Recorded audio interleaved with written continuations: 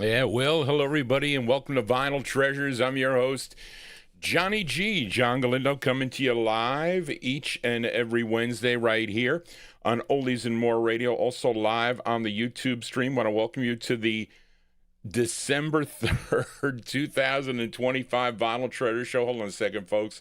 I gotta fix this just a little bit here. Can't see my levels that well. But welcome to the All 60s edition of the Vinyltreasure Show. I'm your host. My name is Johnny G. We do this show every Wednesday evening from 9 to midnight. We'll see, we go a little bit longer tonight with all your requests. The no ads. They want me to put ads in. I got to do top chat. Hold on. Whoops. Live chat. Okay. But I had to switch to live chat to make sure I see anybody that is in there. But anyway, welcome to the All 60s edition, and I hope all you are doing well. Sad news, just when I was coming on to do the show tonight, that we lost Steve Cropper, great guitarist for the Stax Volt and other Stax Volt mainly. So many great records that he played on. Last minute, I couldn't pull this. My show was already done. I'm playing. We lost somebody else too. We lost the lead singer of Tavvaris. I have a record coming up, the third song to play for him. I mean, it's like, I don't know what it is with this. It's like, it's horrible. I mean, that we keep on losing these singers, these artists, these performers that we've known all our lives, really. And it's just a bad part of life, when people are no longer with us. But again, the one good thing about it is we still have this music that we could still remember, and remember those good times that we had back in the 1960s or 70s or whatever the era, 50s for the Saturday night crowd. But I want to welcome everybody here to the Vinyltreasure Show. If you are new to this program, please consider subscribing to my YouTube channel as the show continues to grow. And the more subscribers I have, it's actually the better it is for the live broadcast. But anyway, let us go with that. You might have recognized that song that I featured. We opened up tonight's show. Actually, this is a request for listener Leonard Mancini. I don't know if Leonard's in the chat room there, but he requested this group out of Philadelphia on Kenny Gamble and Leon Huff's Gamble label. They were called the Brothers of Hope. The Brothers of Hope, which included guitarists Bobby Eli and Norman Harris, bassist Ronnie Baker, and drummer Earl Young. Okay, that was an instrumental cover of the Dee Dee Warwick tune, I'm Gonna Make You Love Me, a tune written by Kenny Gamble and Jerry Ross and arranged by Tom Bell. This did chart regionally. This was a number 11 record on KXLW. If you were listening in St. Louis, Missouri, of course, Baker, Harris, and Young played on many of the Intruders records, the Intruders that recorded for the Gamble label, and that group of guys would also become the core of MFSB, which was based out of Philadelphia at a Sigma Sound Studios. So that is our opener by request for Leonard Mancini, March 1969, Brothers of Hope on Gamble Records, and their instrumental version of I'm Gonna Make You Love Me. But anyway, Johnny G's got the first three records of the show as we open up here, and then there's all requests after that. So let's open up the vocal portion here with this singer from Detroit, Michigan. He was born May 21st of 1953. First recording back in 1964 for the Lando record label. It's got some pretty cool records on the Lando label. He was only 11 years old back then. After 3 singles on Lando, he did one on Golden World, which is a rare one. I don't have that 45. That was in 1965, but he would move to Houston, Texas, and he would sign with Don Robey's Backbeat Records as 14-year-old sensation Little Carl Carlton. And this was his first of 12 on the Backbeat label. This one did chart number 75 on Billboard, number 60 on Cashbox, 36 on the R&B chart, and a big number 2 record if you were tuned in to WABQ, which was out of Cleveland, Ohio. Our vocal opener from March 68, Little Carl Carlton on Backbeat. It's called Competition Ain't Nothing. Here we go. Little Carl Carlton. Here you go.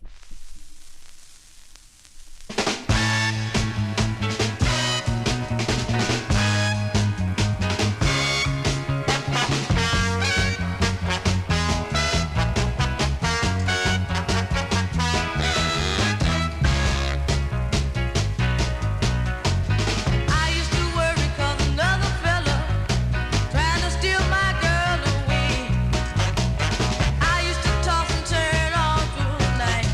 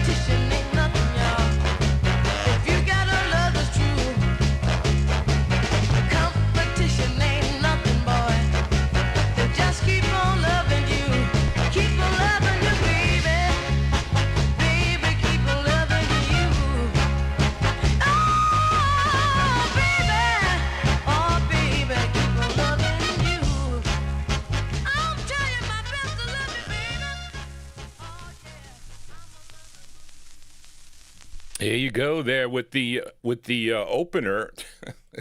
Gee, here losing his mind. There you go. I put the red fedora on. Listen, it's not going to be red. It's going to be other colors too. But anyway, there you go. That is our vocal opener. The March of 1968. Little Carl Carlton, he was called then. I think they eventually dropped the little. But that's on Don Roby's Backbeat record label. His first release for the Backbeat label. Competition Ain't Nothing is the name of the tune. Although competition is good, I say it's good. We used to compete when I was at work. I used to like when I was managing a bunch of young accountants. I wanted competition because then my workers would do better. Not that they were fighting, okay, but I would give out brownie points for people that did great work. They would always get credit because rewarding is a good thing. It is, I say. But Jenna G babbling on here. Let us continue. Here's another record I picked. It's always fun to find records like this out in the wild. I think this record books for a lot of money. You normally don't see the stock copy of this, but no one seems to know much about this record either. It was produced by Gavin Bernstein. Well, they know a little bit about the record. Gavin Bernstein produced it for Don Costa Productions. Now, this is a duo of gals, okay, a duet. Carol and Jerry are their names, and there's speculation that Carol is the same Carol that recorded an earlier release on the MGM record label in another duet as Carol and Sherry. And that Carol is Carol Bayer Sager. And when I know the Sherry was Sherry Harway, but she would quit the business, and possibly Carol was looking for a replacement, and they ended up with this gal by the name of Jerry. So I don't know. Possibly that is what it is, but it's from September of 1966. It's on MGM Records. It's Carol and Jerry, and the song is called On You, Heartache Looks Good. Here's Carol and Jerry. Here we go.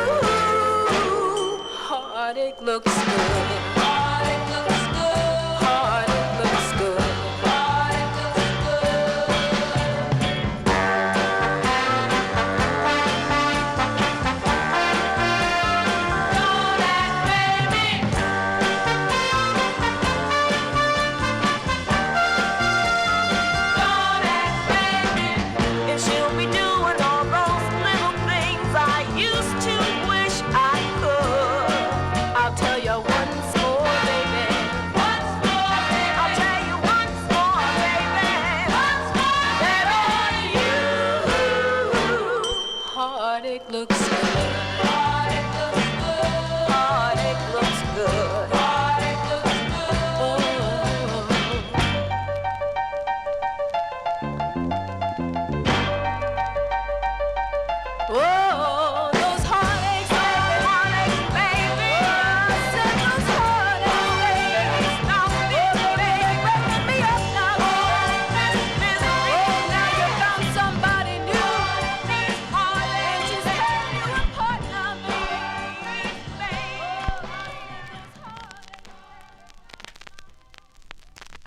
Yeah, Duets here on the Vinyltreasure show. There you go, that one there. It's by Carol and Jerry. Carol and Jerry. I collect the MGM record label, so if I'm going to see that out in the wild, I'm going to pick up the record, for anything from $1 or less. It's always, I'm telling you, it was always fun to find records out in the wild, I can tell you that much.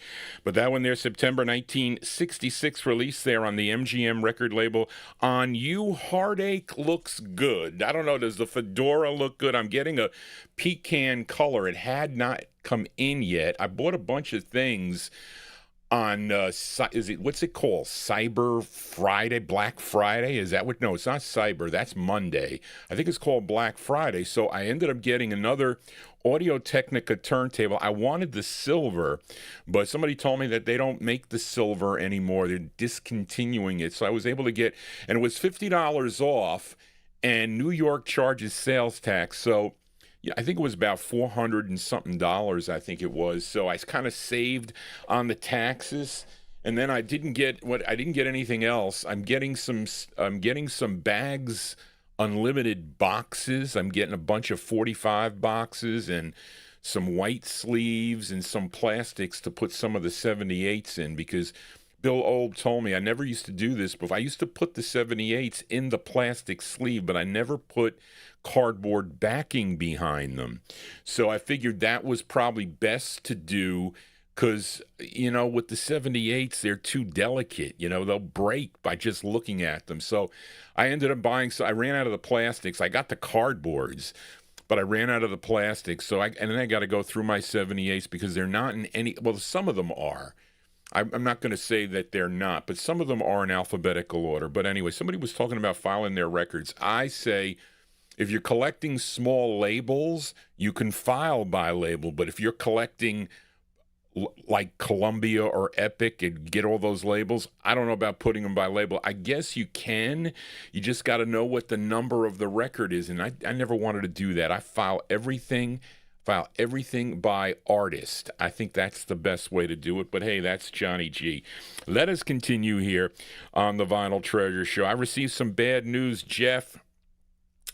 He's always the bearer of bad news to Johnny G, but I appreciate that Jeff K sends me that information. I do, but he sent me an email that Antone lead Chubby Tavvaris passed away. Of course, he was the lead singer of the group Tavvaris, but prior to that, he was the lead singer of a group called the Turnpikes. Okay, and they were all family members that recorded, and they were out of Providence, Rhode Island, later relocating to New Bedford, Massachusetts. Now, this was I'm featuring their debut single, and on their debut single, they were known as Chubby and the Turnpikes.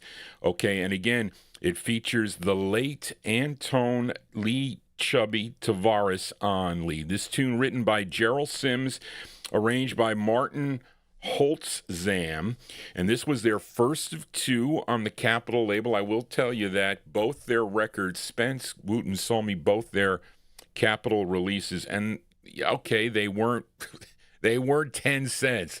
They were a little bit more than that. But this is from January 67, as we remember the lead singer of Tavvaris, and this is Antone Lee Chubby Tavvaris.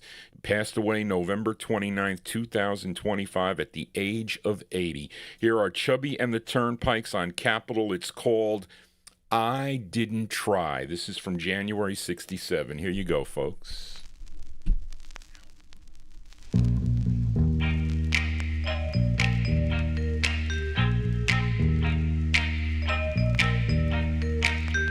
I would stand on your doorstep to wait and meet you,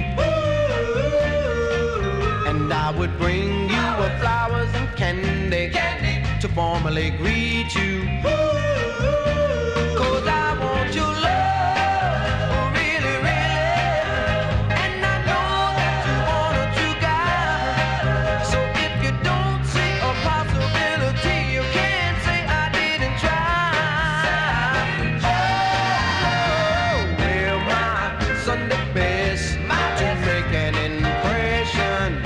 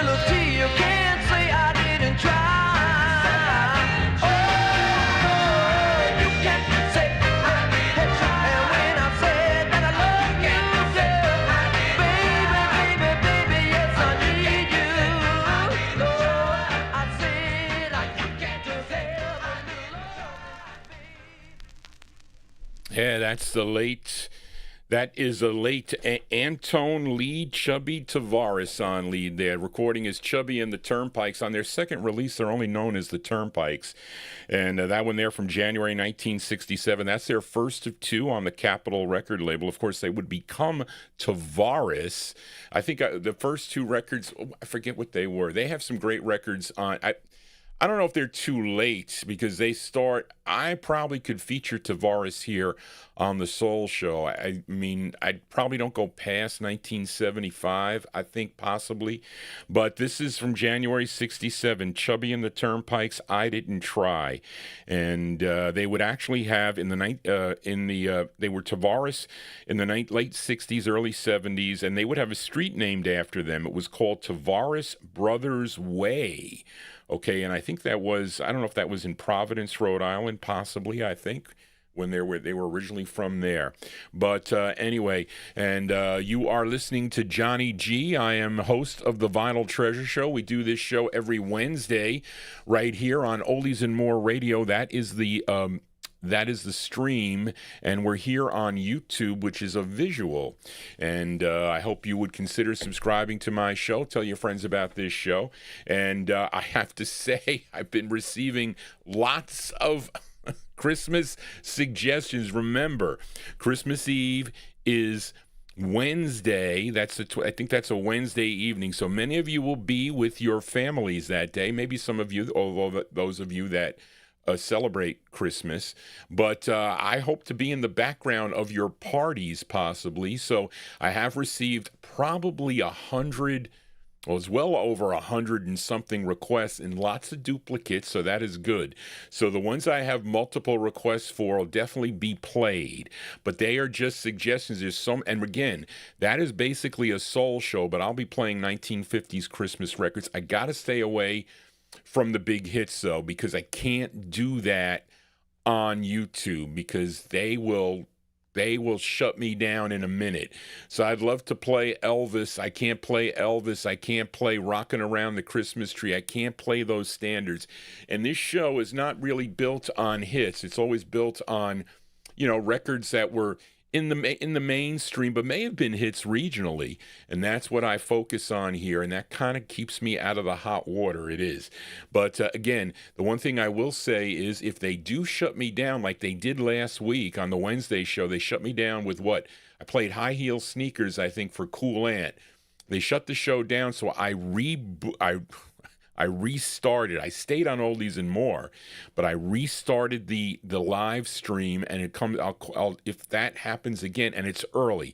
If it's too late, Johnny G will just shut down because they'll continue to do it. I'm just letting you know in advance. But those are the rules here for small podcasts. Well, actually, creators they're called. They're not podcasters. They're creators. I am a creator is what I am. But anyway, all right, let's get to the requests here. And I got to welcome back Tony Crosby is in our chat room. Well, he's been around the last couple of weeks here. So, Tony, thank you for sending Johnny G requests. Much appreciated. If you do have a request, either for this show or the Saturday night show, you can email me at vinyltreasures@aol.com. I have to get the requests in advance to pull the records. I got some requests later this afternoon that is too late. Charlene will pull her hair out if I send her those records that late. And I don't want Charlene fussing over me. I do enough fussing over Charlene. But anyway, Tony Crosby sent Johnny G an email at vinyltreasures@aol.com. So Tony, and we got a big crowd tonight, and we have new people that have come into the show. So this is for Tony Crosby, who is up listening in the UK. A lot of my listeners over in the UK are up listening live to the program. Malcolm Baumgart is one of them too. And welcome back, Malcolm, to the chat room. Tony requested this trio from the New York, New Jersey area. They were Dennis Minoque, if I said that right, a.k.a. Terry Cashman. Okay, that's better to say. Thomas Picado Jr., a.k.a. Tommy West, and Gene Pistilli, I said that right. Collectively, they were known as the Shakers, okay? And they would record for ABC Records as Cashman, Pistilli, and West. They had 3 releases in 1968, but prior to those 2 releases, they had 1 release as the Shakers. So they were first known as the Shakers. And this record charted on ABC, charted number 11 on WMAK in Nashville, Tennessee. So by request, going out to Tony Crosby in our YouTube chat. And let's go back to July of 1967. The Shakers on ABC. It's called One Wonderful Moment for Tony Crosby. Here you go, Tony, for you.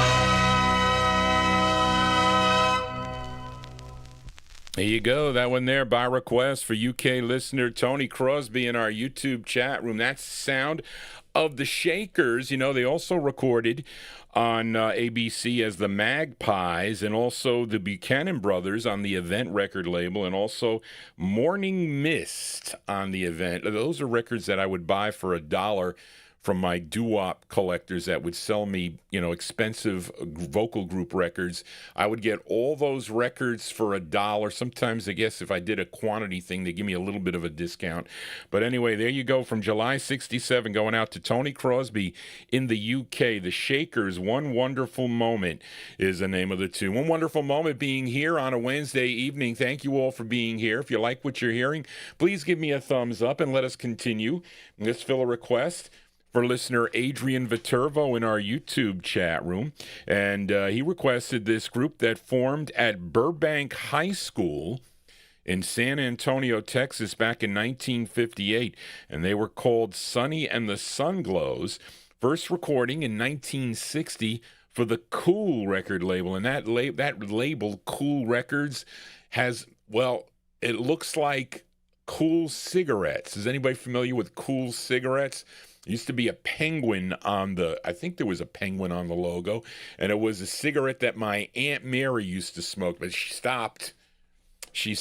But, you know, and she stopped for a number of years. Maybe she was in her 50s when she stopped, but she was smoking as a teenager, you know, in the 1950s, late 50s, early 60s. Everybody, it was like a fad to smoke. When I went to Europe, with my parents. We used to go to Italy every year because my father's family was there. My father's a native Italian. They were all smoking. They all had cigarettes in there. I'm like, what are you doing? Put that out. I'm choking here. But anyway, but they recorded for the Cool record label originally as Sunny and the Sun Glows.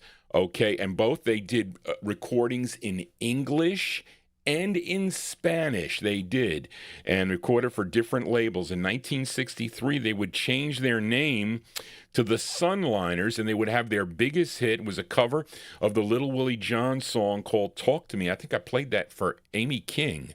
I think that was a record that Amy King requested here. But the group had so many releases and is still active today. Sonny Ozuna is still active today, and Adrian requested a single they did in 1966 on Sonny's Key Lock label, and this record would get picked up by Cameo Parkway, because this originally came out on the red Key Lock label, and then when Cameo Parkway, and that's how I have it, they put it out like on the blue label. The tune written by the lead singer, Sonny Ozuna, and this was a #1 song on KRIO in McAllen, Texas. Let's go to August of 1966 by request for Adrian Viterbo, Sonny Ozuna, and the Sunliners. It's called Smile Now, Cry Later. This is for Adrian. Here you go, Adrian, for you.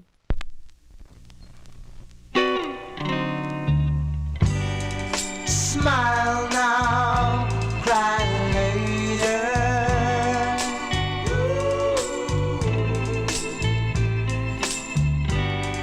Smile now, cry later for you.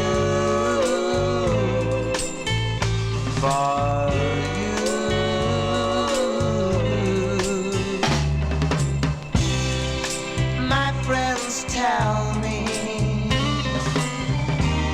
you could never be wrong to me, so I'll smile for my friends and cry later. I'm gonna smile for my friends and cry later. Yeah, smile for my friends and cry later for you, for you.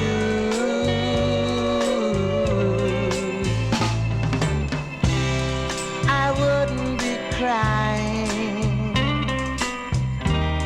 if I didn't love you so. I'll smile for my friends and cry later. Smile for my friends and cry later. Yeah, smile for my friends and cry later for you, for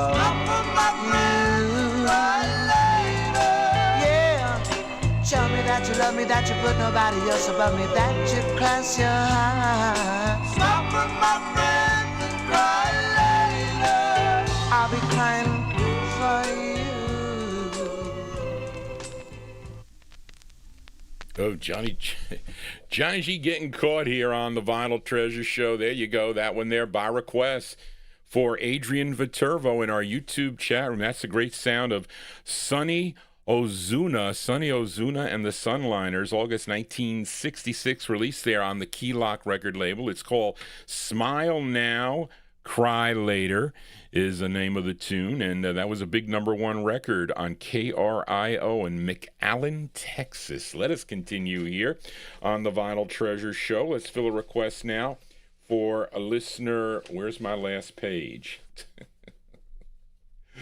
Last page. Here we go. We fill a request now for listener, what is this? Page 12, okay. For listener Warren Russell, he requested this group out of New Jersey. They recorded on a label called Duchess Records. Where did I get this record? I don't remember where I got this. I bought this from some guy. The group members were Ray Echo. Wait a minute. The group members were Ray Echo and lead singer Al Goodman, formerly of the Carvettes, and who later was a member of the Moments. Interesting. And who else, Charlene?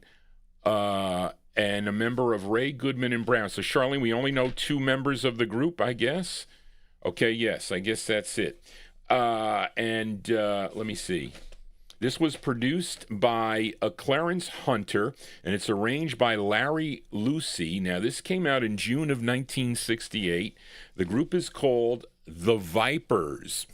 Kind of The Vipers. Okay, The Vipers on the Duchess label is going out to Warren Russell in our YouTube chat room, June 1968. It's called Little Miss Sweetness. Here you go, Warren, for you.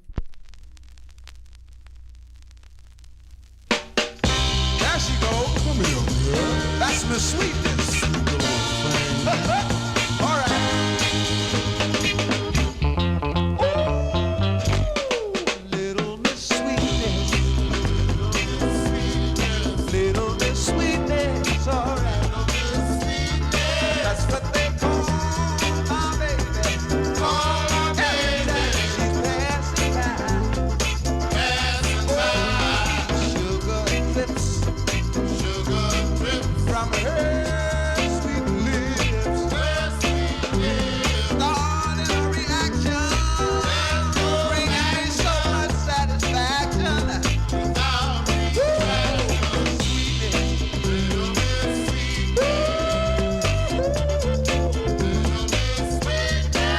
what they call my baby. Every time she's passing by. Sugar and spice, everything nice. She's my pride and joy. Makes me feel like a baby boy.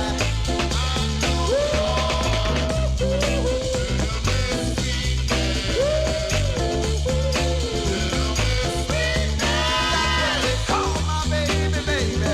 Every time she's passing by. She loves me right now. She keeps me uptight. Like fine French wine. She's so fine. That's my sweetness. That's my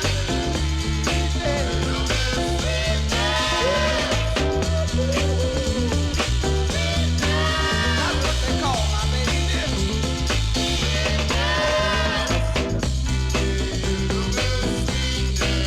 My pride and joy.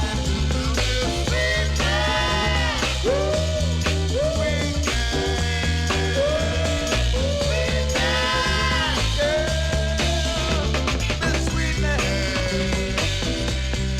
little sweetness. Ain't she fine? There you go. That's a cool Soul 45 there by request for Warren Russell in our YouTube chat room. That's Sound of the Vipers. The Vipers on the Duchess record label. Who we say was the hold on a second here. We said that the page 12, Johnny, you were messing. Page 12. What did I do with page 12? Here we go. We said that Al Goodman was on lead there for that one, and that one there from June of 1968. The Vipers on Duchess. It's called Little Miss Sweetness. As we continue, Johnny G's got to stay away from the sweet. I have a sweet tooth. It's not really good because I got to be careful for type 2 diabetes. It's no fun to have type 2 diabetes, and that is in the family too. So I got to, although the holiday times, you know, is it going to really kill you if you go have a little bit of sweets? I don't know. But let us continue here. Got to welcome Malcolm Baumgart back to our visual in our live chat. So welcome, Malcolm. He is a big fan of the show, and he sends Johnny G some great requests. We got one from Malcolm here. Let's go to Detroit, Michigan now for the sound of Motown here for this gal. At age 13, she won a local talent contest, which included a contract with Motown Records. Records, and which resulted in 3 releases for her on the MOTOWN record label. This was her first. This song written by Robert Gordy, produced by Robert Gordy and Berry Gordy Jr. Let's go to October of 1963 by request for Malcolm Baumgarten, our YouTube chat room. Here is Carolyn Crawford. Carolyn Crawford on MOTOWN. It's called Devil in His Heart. Here you go, Malcolm, for you.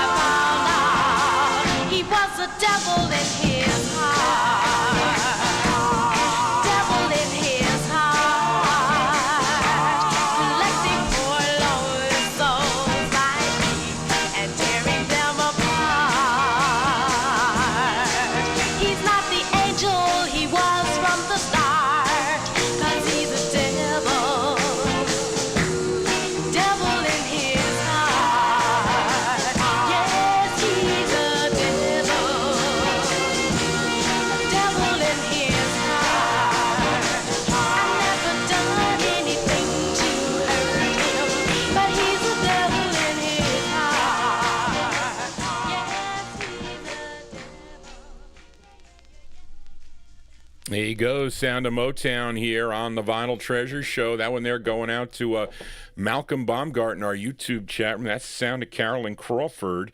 Carolyn Crawford from October 1963 on the MOTOWN record label. Devil in His Heart is the name of the tune. We're going to flip that over for listener Mark Speck in our YouTube chat room. If you have a request, I cannot take requests on the night of the show, but if I have them in my hand, I can flip them over. So only if you like the flip sides. We're not going to test the flip sides here, but if you know the flip sides, we'll play them here. I have very educated listeners here that tune into the program. So we're going to flip that over for Mark Speck in one moment. But let us fill this request first for L.A. Arch in our YouTube chat room as we head up to Chicago, Illinois, okay, for the sound of the Impressions. I played them last week. I think it was for Amy. Was it Gypsy Woman I played for Amy, or was it the week before? I forget.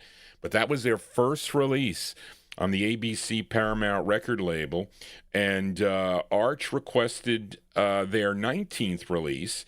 Okay, the tune written, of course, by Curtis Mayfield. This is arranged by Johnny Pate. This charted number 33 on the Billboard chart, number 12 on the R&B chart, and this was a big number 3 record on WAWA in Milwaukee, Wisconsin, if you were tuned in. This is a cool tune. My aunt used to love this record from October 65. Curtis Mayfield and the Impressions on ABC Paramount. For L.A. Arch in our YouTube chat room, it's called You've Been Cheating, the Impressions. Here you go, Arch.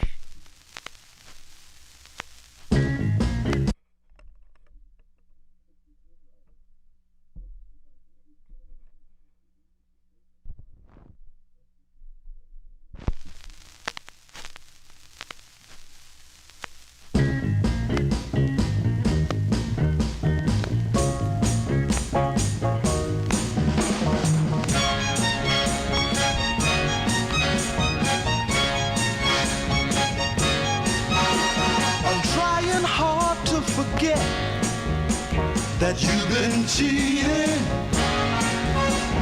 wishing you I'd never met, 'cause you've been cheating. Did you know lies can't be seen in your eyes, and from home you'll never be free? No use in crying, you've been lying, you've been cheating, cheating on me.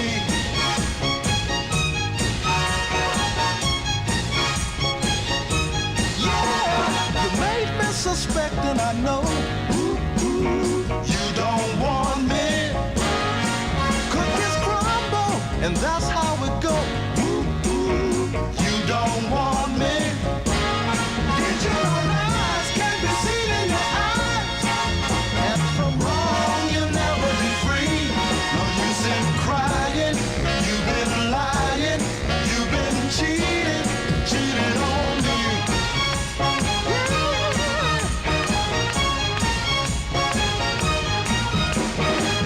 Another lover you discover, all those gone and I don't know why. It's just as well though, at last I do know all said was just a lie.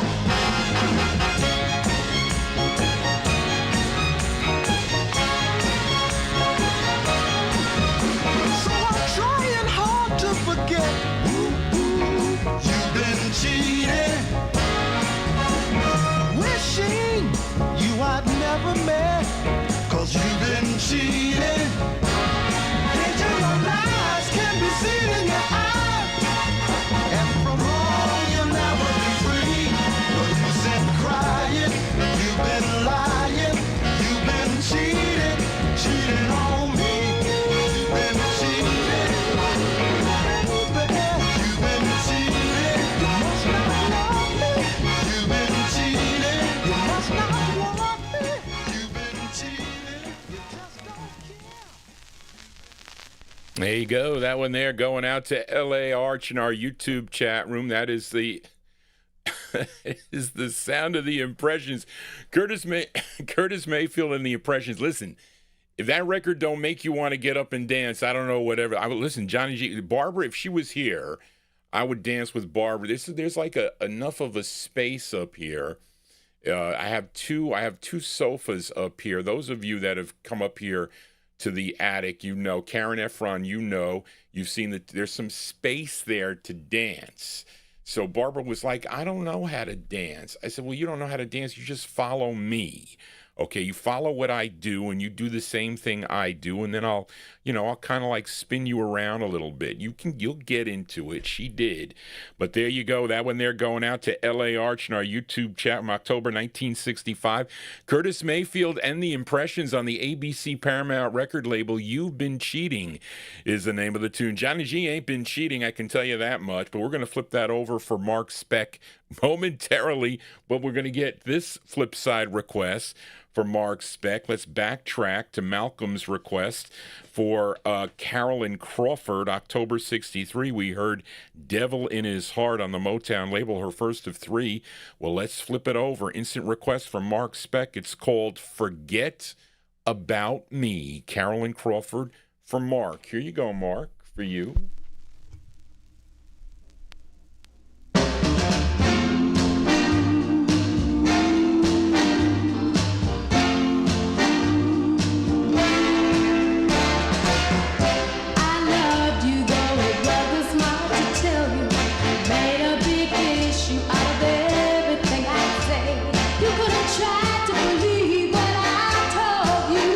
Maybe our love would have been more true.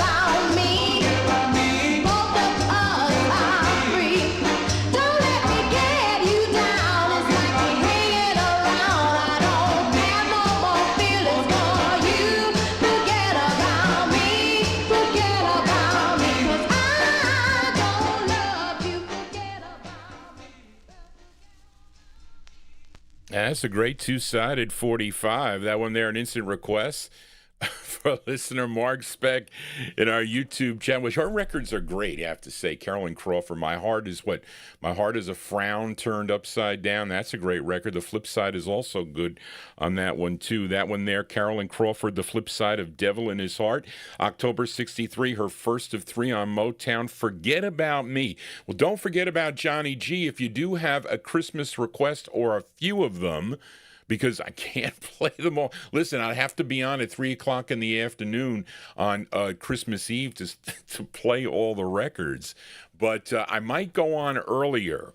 So you should, when I do that, I'm going to put that promo up there so you can click to get notified when I go live. But I'm just going to play the records randomly. There's lots of 50s vocal group stuff, and there's lots of soul records that I have. So they're all Christmas. Some of them I've never played before, but I have them in the collection, so it's a good thing. I didn't even know I had them. I had to look for them. You know, there's stuff that I've never played. Donny Hathaway, there's a bunch of James Brown, there's Albert King, there's a bunch of that I have never played here on the program. So that is my soul show, but we'll be doing a Christmas special that Christmas Eve. So even though if you don't celebrate Christmas, but the songs will be great. So there'll be up-tempos and standards, just no big hits. I got to stay away from. There's another great Brenda Lee record that's good on Decca, a Christmas song she does. It's a great record that I can get away with. But let us continue here. Let's go back to L.A. Arch's request. Curtis Mayfield and the Impressions. We heard You've Been Cheating from October 65, their 19th release. Mark Speck wants to hear the ballad Flip Side here, so let's play it. Somebody else requested this. Was James Brown, I think. Was it you that requested this before? Possibly. But here it is, The Impressions, the flip side of You've Been Cheating, October 1965, the great Curtis Mayfield and the Impressions. It's called Man, Oh Man, for Mark Speck. Here you go, Mark, for you.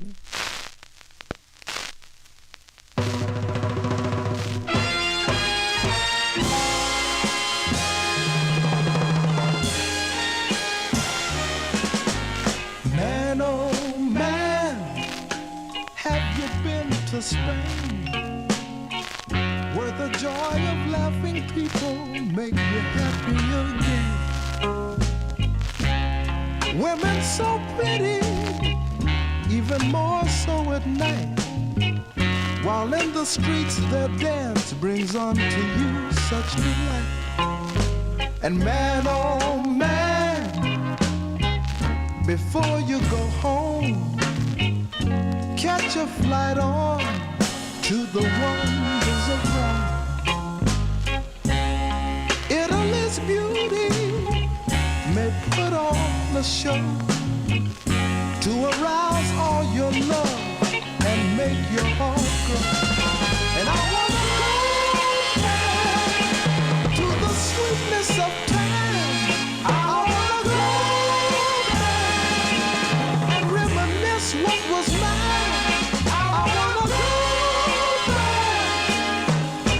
Again and again, for I'll never forget your bright eyes as we sat there, man, oh man, in the middle of France. Though odds were against us, I still took a chance. A chance in a lifetime was with us that night. I found you at last with love at first sight. And I wanna go.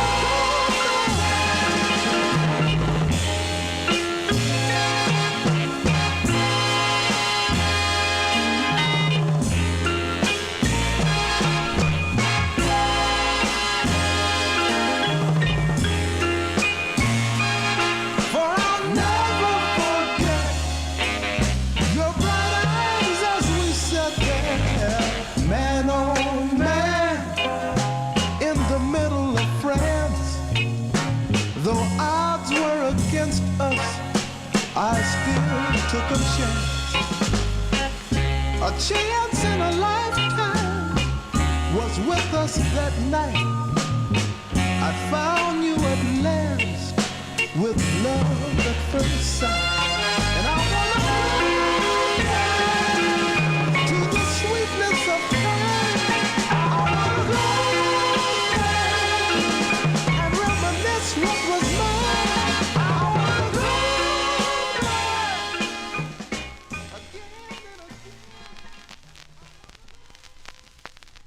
There you go. B-sides here on the Vinyltreasure Show. That one there by request, instant request for Mark Speck. I still have one for you, Mark, with the Continental 4 in the pile over here.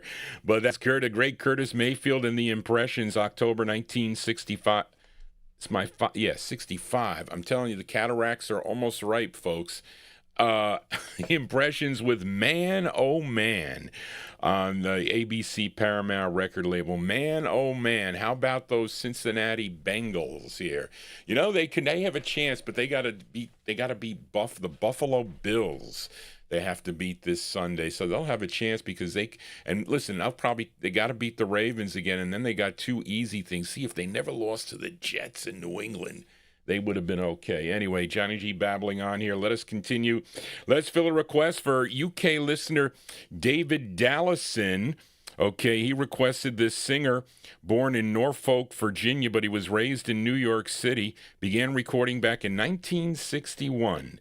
And for Leopard Records, also releases on Ask Scott Donnell. And this one's on the Parkway label. And this is his second of 6 on the Parkway label, and it's a song he co-wrote. It's from April of 66. It's got a high falsetto voice. I don't know if he's high on this one, though, but it's Eddie Holman. Eddie Holman on the Parkway label, going out to David Dallison. Been featuring him often here on the 60s show. Eddie Holman with Eddie's My Name. This is for David Dallison in the UK. Here you go, David, for you.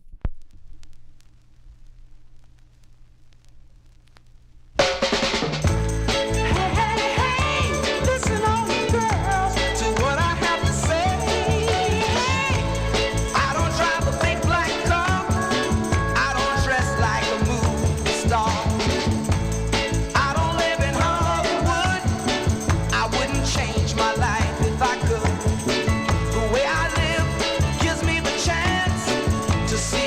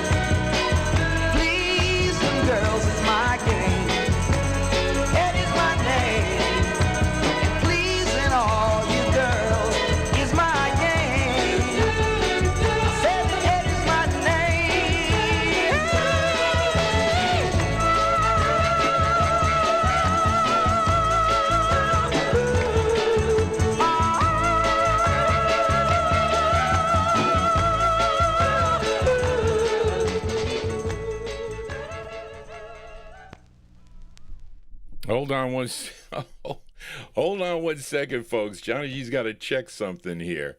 Let me give you the host side here. I'm looking on the main. Charlene, I'm checking Charlene on something here. I'm looking for a thing here for, let's see, find.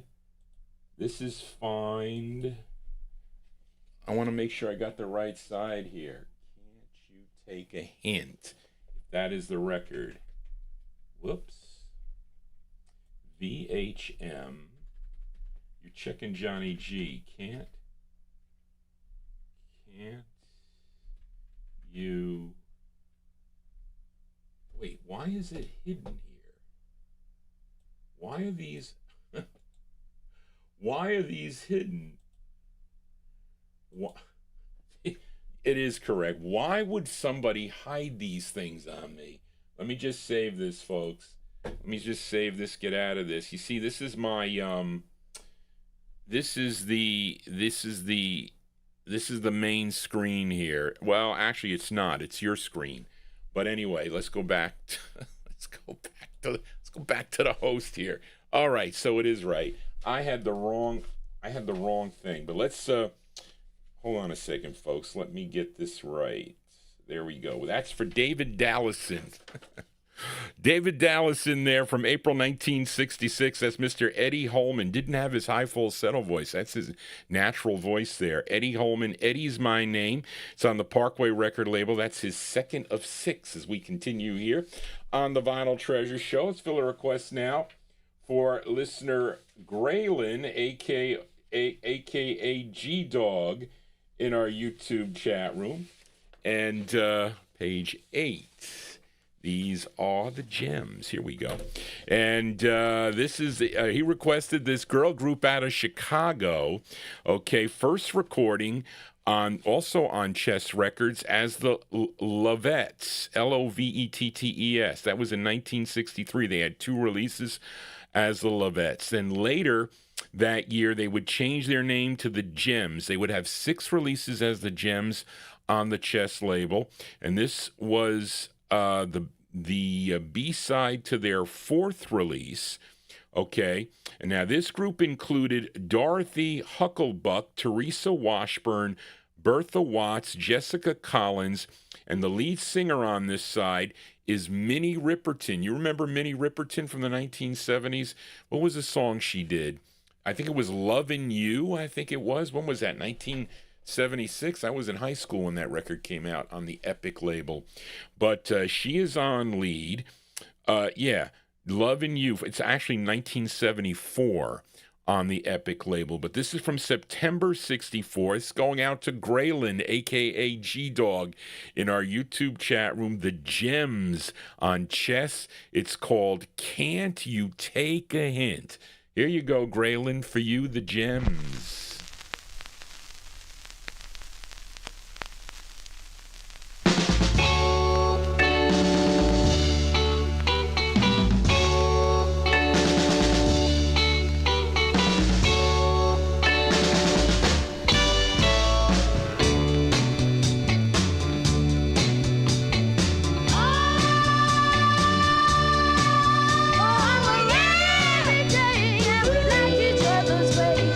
Take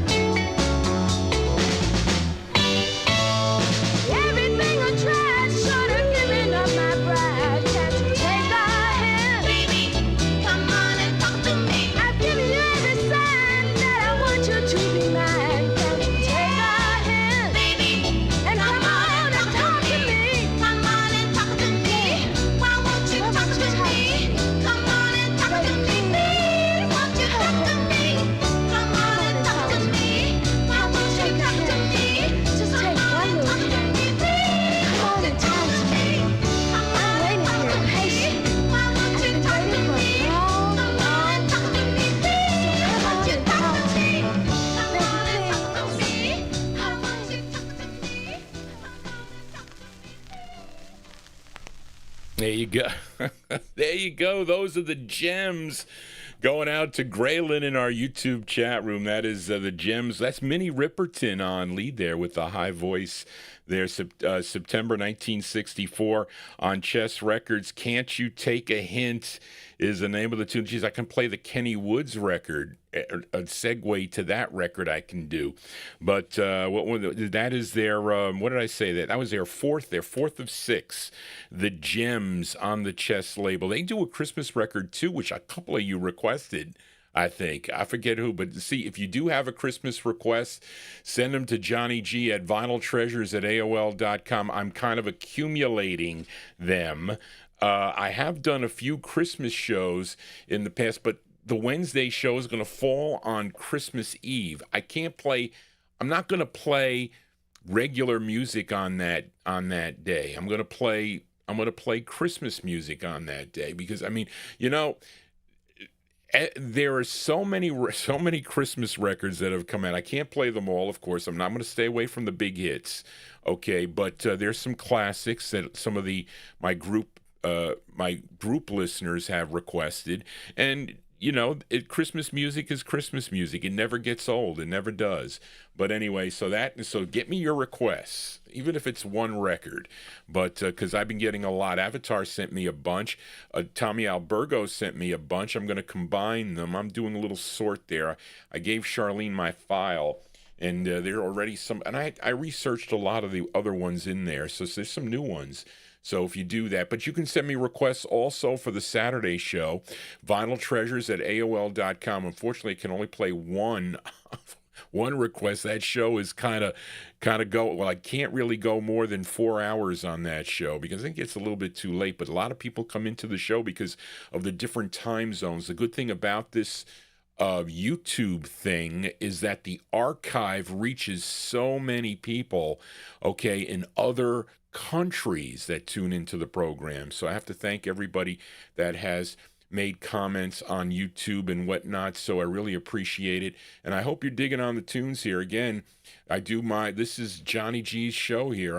Nobody does a show like me. I call out my record dealers. I call out some expensive records I've purchased.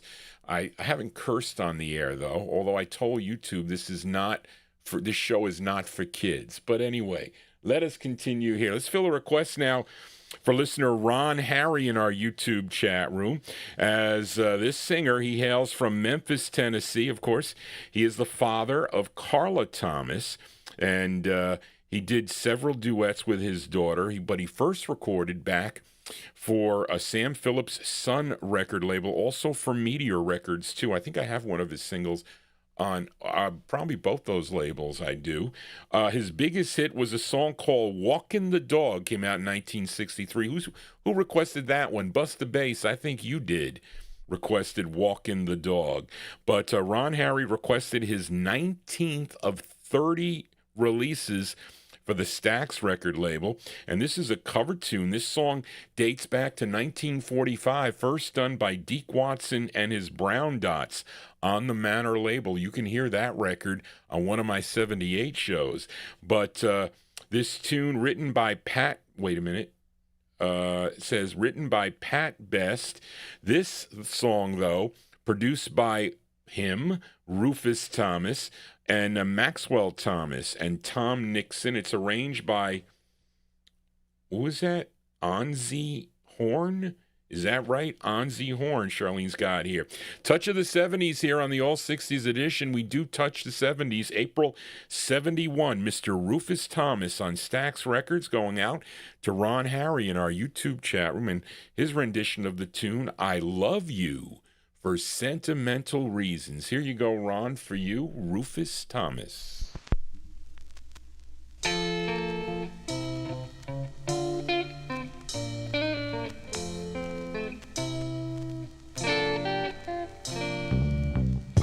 I love you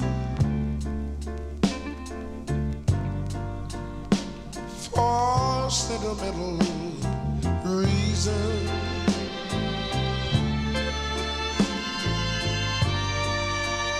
I hope you do believe me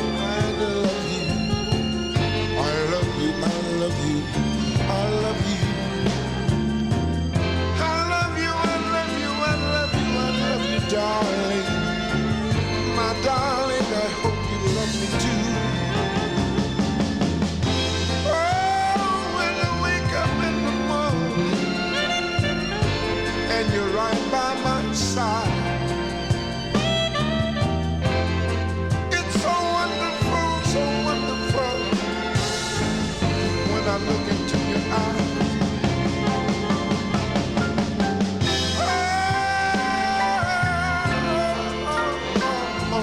Darling, I love you for several reasons.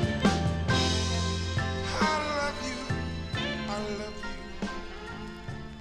I want you to know that I love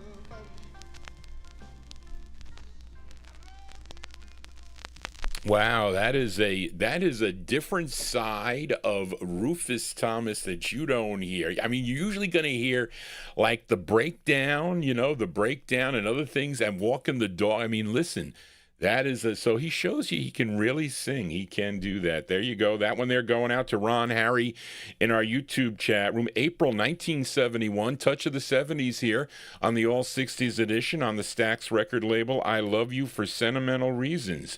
And that is a Rufus Thomas's version of that tune. Let us continue here. Now, I know we have Canadian listeners in the chat room. I know we do, but this is a request for listener Cool Ant in our YouTube chat room. She requested this Canadian jazz pianist and composer from Montreal, Quebec, Canada. And his name was, the name of the trio is the Oscar Peterson Trio, with Oscar Peterson, Ray Brown, the bass, and Ed Thigpen on drums.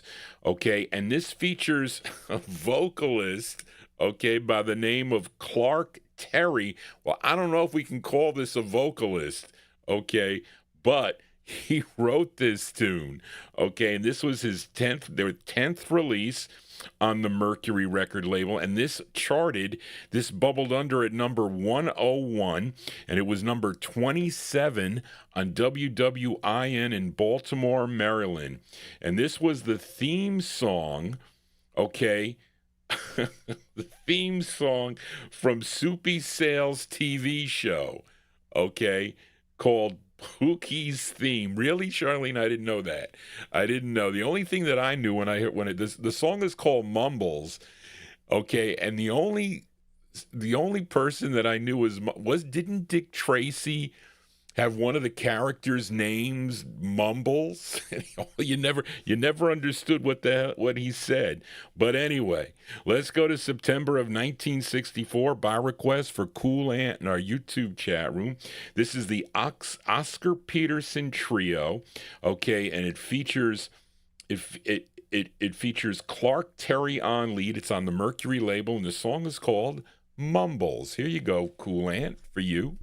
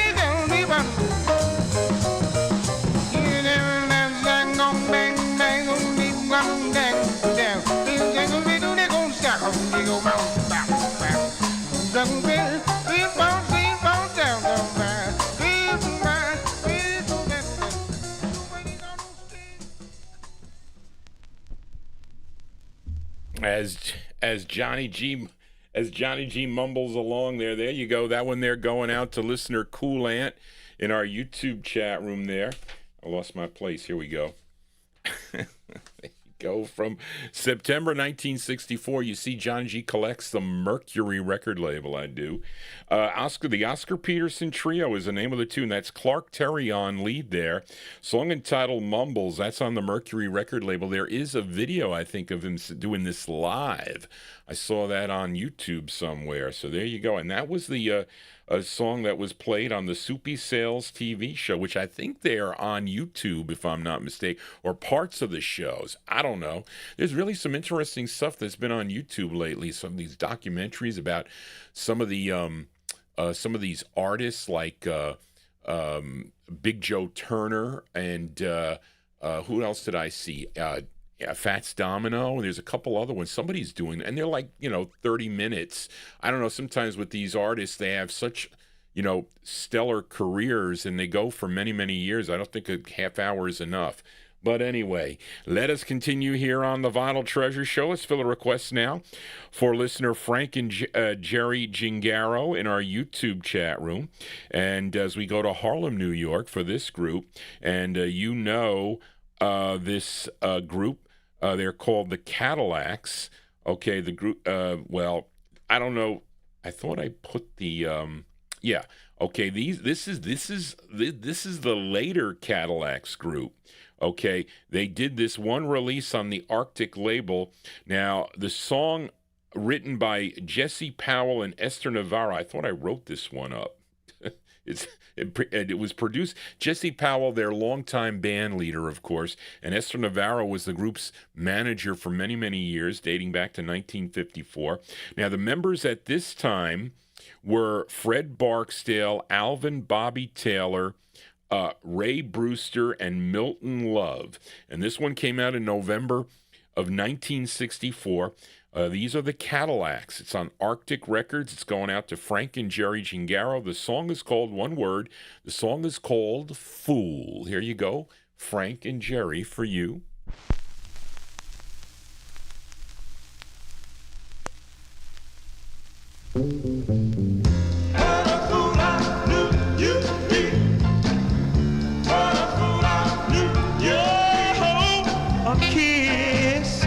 Aside, and then I know it's gonna be goodbye. So here's what I'll do. When I'm kissing you, I'll be rehearsing for somebody new. You'll wind up looking like a fool. What a fool I knew you'd be. Oh, fool. What a fool I knew you'd be. Well, I looked, I found someone I thought would always be around. So here's what I'll do. When I'm kissing you, I'll be rehearsing for somebody new. You'll wind up looking like a fool.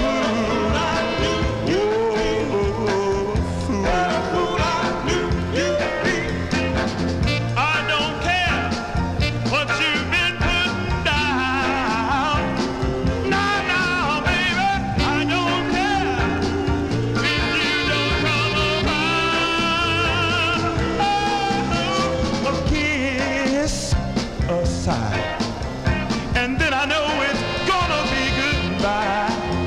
So here's what I'll do.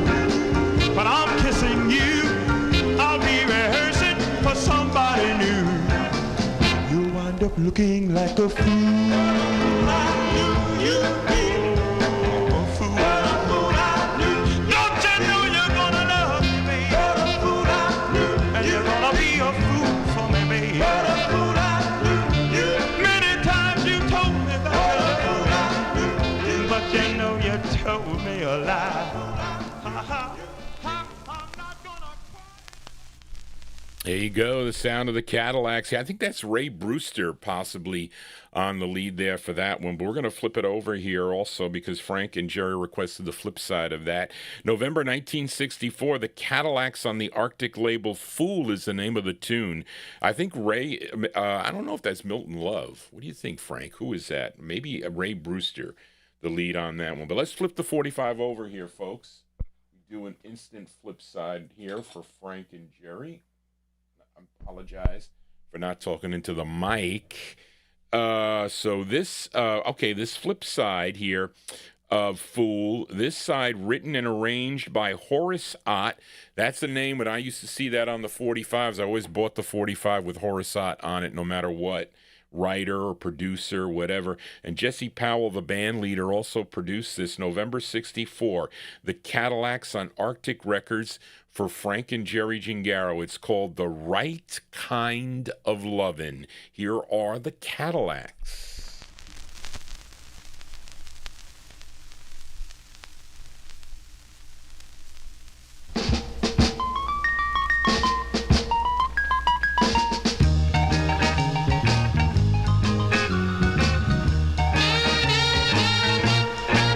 They say the right kind of loving will really go a long, long way. If it's the right kind of loving, you'll find yourself in love to stay. Yes, you will, and that's no lie. Call on me, girl, I'll testify. My baby's good loving got me. I don't wanna be free.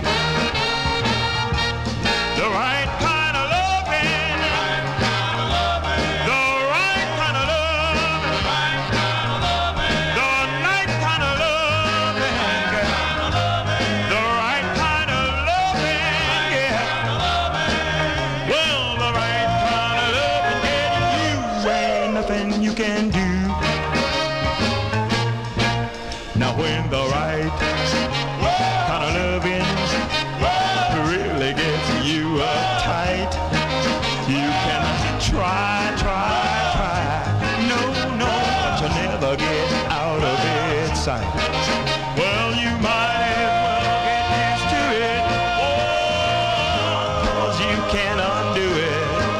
So go on and make up your mind. You really like it fine.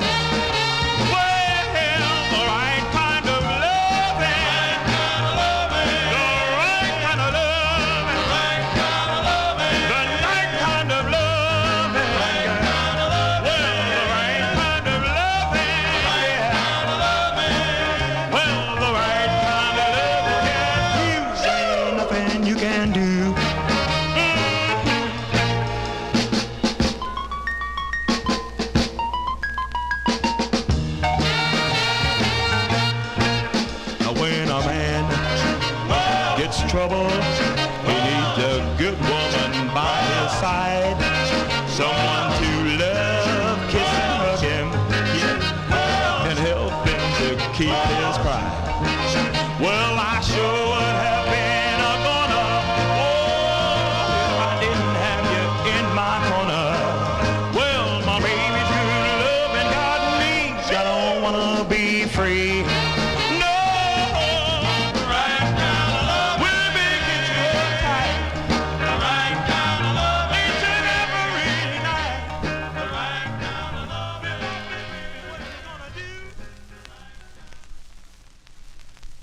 There you go. That one there going out to Frank and Jerry Gingaro in our YouTube chat room. That is the late Cadillac release on the Arctic record label. They also have a couple, I think, on Capitol Records, I think, which I have on in the collection. That one there, November 64 for Frank and Jerry, The Right Kind of Lovin'. Prior to that, we heard their tune called Fool. Johnny G ain't no fool. Okay. I ain't a fool. Okay, Johnny G's here on a Wednesday here. This is our first show of the week. My mother goes to me, "Are you doing a show tomorrow afternoon?" So I said, well, I didn't prepare for the show. And I said, I don't know if I just get a box of records or go back to maybe 2008 and see, but I'd have to pull the records out.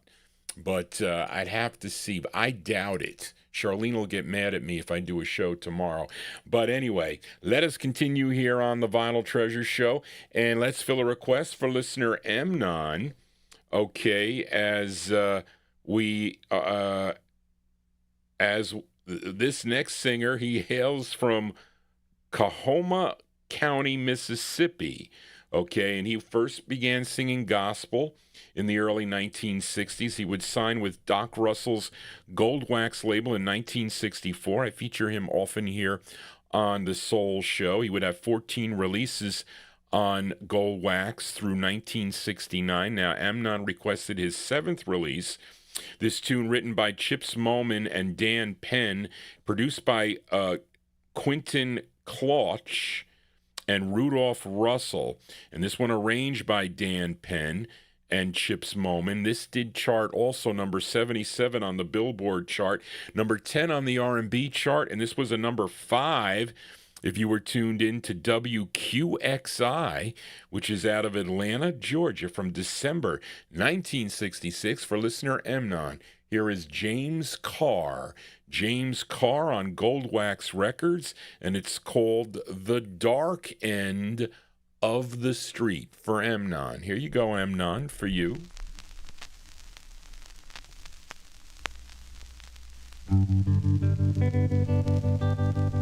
At the dark end of the street, that's where we always meet, hiding in shadows where we don't belong, living in darkness to hide our wrong, you and me. At the dark end of the street, you and me. I know time is gonna take its toll.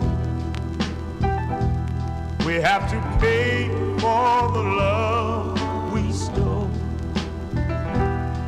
It's a sin and we know it's wrong. Oh, but our love keeps coming on strong. Still away to the dark end of the street.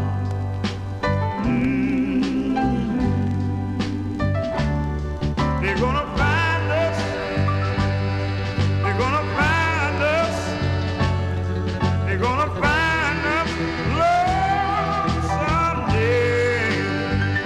You and me at the dark end of the street. You and me. And when the daylight hour rolls around, and by chance we're both downtown, if we should meet, just walk on by. Oh, darling, please don't cry. Tonight we'll meet at the dark end of the street.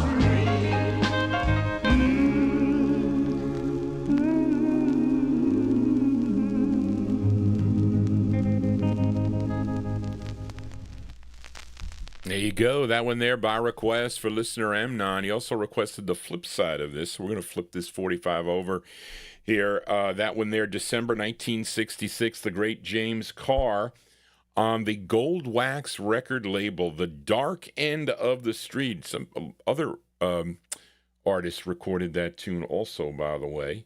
But let's flip this 45 over because Amnon also requested the flip side here. This tune written by O.B. McClinton, who also recorded for the Gold Wax label. And this again produced by Quentin Klauch and Rudolph Russell, and it's arranged by Dan Penn again and Chips Moman. This side charted number 42 on KCOH, which is out of Houston, Texas. So let's flip over The Dark End of the Street by James Carr. This is the B-side from December 66, or maybe the A-side. I don't know. It's called Lovable Girl for Amnon. Here you go on Gold Wax Records.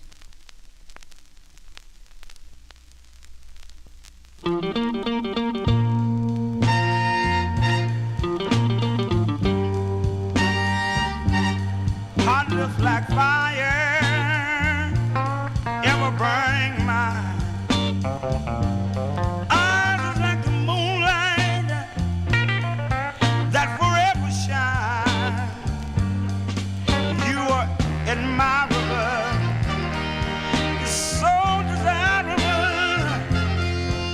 What a lovable girl. What a lovable girl. Your loving arms forever holding me. Sweet words of inspiration. You're always inspiring me. You're exciting. Your lips are so inviting. Oh, what a lovable girl. What a lovable girl. Oh, girl, how dare I think one thought. What you are, what you can be, what you mean to me. Oh, you are one word. Oh, you are just one song. Without you, I know I fall. Sweet as a flower that grows in the springtime. You're as tender as a grape. I'm so glad you are hanging on my vine. What a creation. What a sensation. Oh, what a lovable girl. What a lovable girl. You're so lovable. Oh, you lovable. You're so kissable. You're missable. And oh, you're so resistible. And I love you. Lord knows I do. That is a cool two-sided 45. There you go by listener Amnon. That's Lovable Girl. Lovable Girl by James Carr. And lost my place here. What did I do with Amnon's sheet? Oh, right here, Johnny, you fool. What kind of fool? Here you go. December 1966, there you go with Mr. James Carr. That's the flip side of The Dark End of the Street, called Lovable Girl on the Gold Wax record label. That one they're going out to listener Amnon. Let's fill a request now for listener Edmund Williams in Queens, New York. I don't know, did Edmund say he was live off the show tonight, or was he working tonight? He was working on Thanksgiving, I think he told me.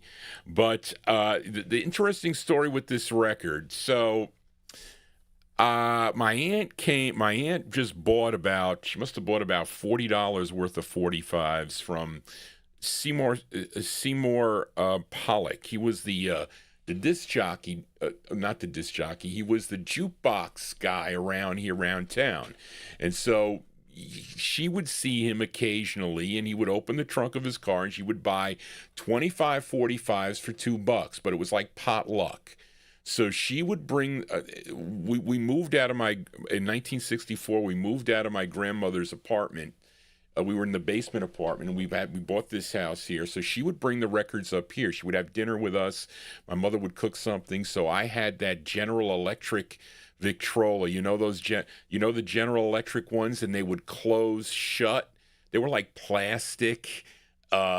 They were automatic. It was belt driven. You'd stack 5 records up and they dropped down. Well, anyway, so I had this set up down in the den. I had it on the table, and I had boxes of records under the table. So we brought all these records, and I was going through them, and there were the little jukebox things in them that I threw out. I should have kept them. I don't care about the ones they scribble in, but I like to collect those things. But anyway, so there's a stack of records that she likes, and she said to me, you know what, you can pick what you want, and just keep the ones that I like there. We'll mark them, and you can pick what you want. So I picked this one, of course, so I left it in a pile, and I went to bed or whatever. So my brother, he's 10 years younger than me, but he was 4 years old at the time. So I made the mistake by leaving the records on the table. We had like an end table down there. So I come down, either my mother wasn't you weren't watching them. So he got the records, or some of them, and they're all over the kitchen floor. And I'm like, are these all the records? Why did you? And of course, I am a hothead, and I was a teenager at the time, So I wasn't sure I had all the records. So I don't know what happened. We had to move the refrigerator out. I think I might have told you this story before. So the refrigerator was in this, under the refrigerator. You can't really get under there, but a record could fit under there, or multiple records could fit under there. So what happens? My father pulls this refrigerator out because we have to vacuum it and whatnot. Something was wrong with it. And lo and behold, there's like 4 records there. And they are like scratched, and because the refrigerator's on top of it, and he's moving it. And this was one of the records, and I never upgraded it. So that's the story to apologize for the condition of the record. Okay, and this is a request for listener Edmund Williams. Okay, this is the godfather of soul, of course. It's James Brown and the Famous Flames. Of course, he goes back to 1956. I may have another record for Bill Obe to play with James Brown, but an earlier release. But he's with his group, the Famous Flames, on this. This is on Sid Nathan's King record label. Okay, this is his 40. Charlene, you counted them all? His 48th release for King. This charted number 46 on Billboard, 41 on Cashbox, number 5 on the R&B chart, and this was a big number 1 record if you were tuned into WGIO in Atlanta, Georgia, from April 1967, by request for Edmund Williams, James Brown, and the Famous Flames. It's called Let Yourself Go. Here you go for Edmund Williams. Scratches, folks. You'll hear them from the refrigerator.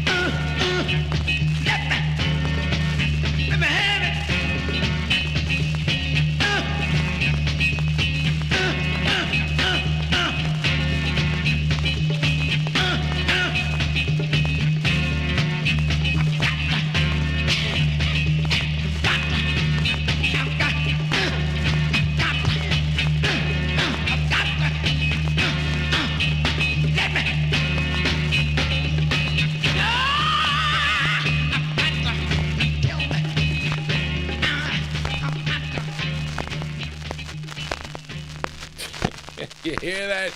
You hear the scratches from the refrigerator? Really, Avatar, you're correct. It's easy enough for me to buy that record again. I probably should do that. I should. But anyway, there you go. That one there going out to Edmund Williams in Queens, New York. That is the godfather of soul, James Brown and the Famous Flames. April 1967 release on Sid Nathan's King Records. Let Yourself Go. You can let yourself go here on the Vinyl Treasure Show. And if you do, please consider subscribing to my YouTube channel. Tell your friends about this program. I don't know, KKSM, they aired my same show from a couple weeks ago. Maybe they had a lot of people aren't around during Thanksgiving week. I'm telling you, they are not. But anyway, so I was like, you should have put the other show on. I don't know, maybe Zeb didn't realize it. But anyway, Johnny G babbling on here. Let us continue here. Let's go to another duet here now. This is a request for listener Gary McClendon in our YouTube chat room. This duet, you all know, Betty Everett and Jerry Butler. They had 4 releases on Vivian Carter's VJ record label. Now, Gary requested their first. Actually, this is a B-side, the A-side of this song called Let It Be Me. They had a hit with that record, Let It Be Me, a great ballad that they do.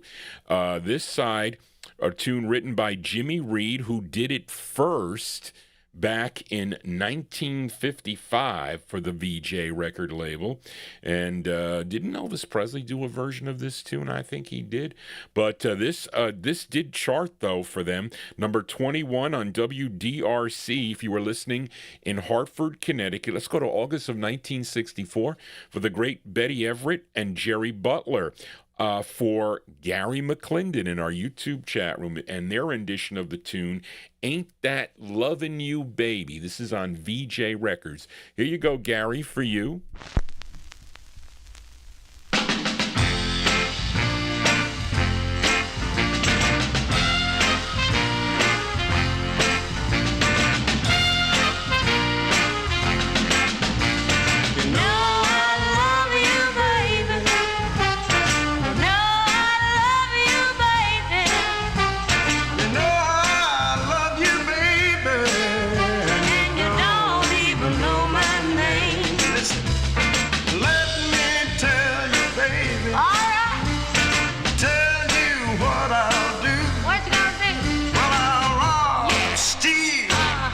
Somebody just to get back home to you. Ain't that loving you, baby? Ain't that loving you, baby?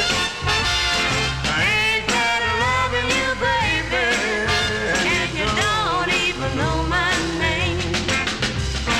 Let me tell you, baby. Tell it to me quicker. It don't sound like it's true. It sure don't.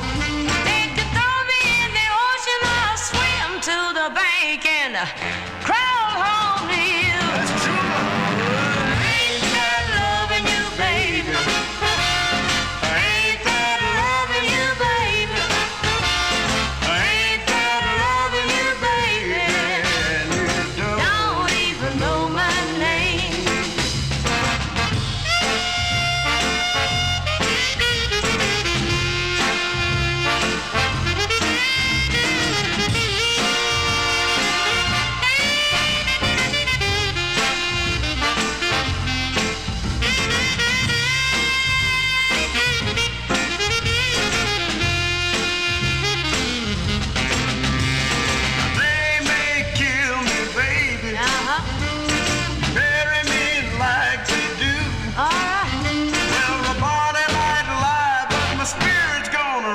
And make it home to you.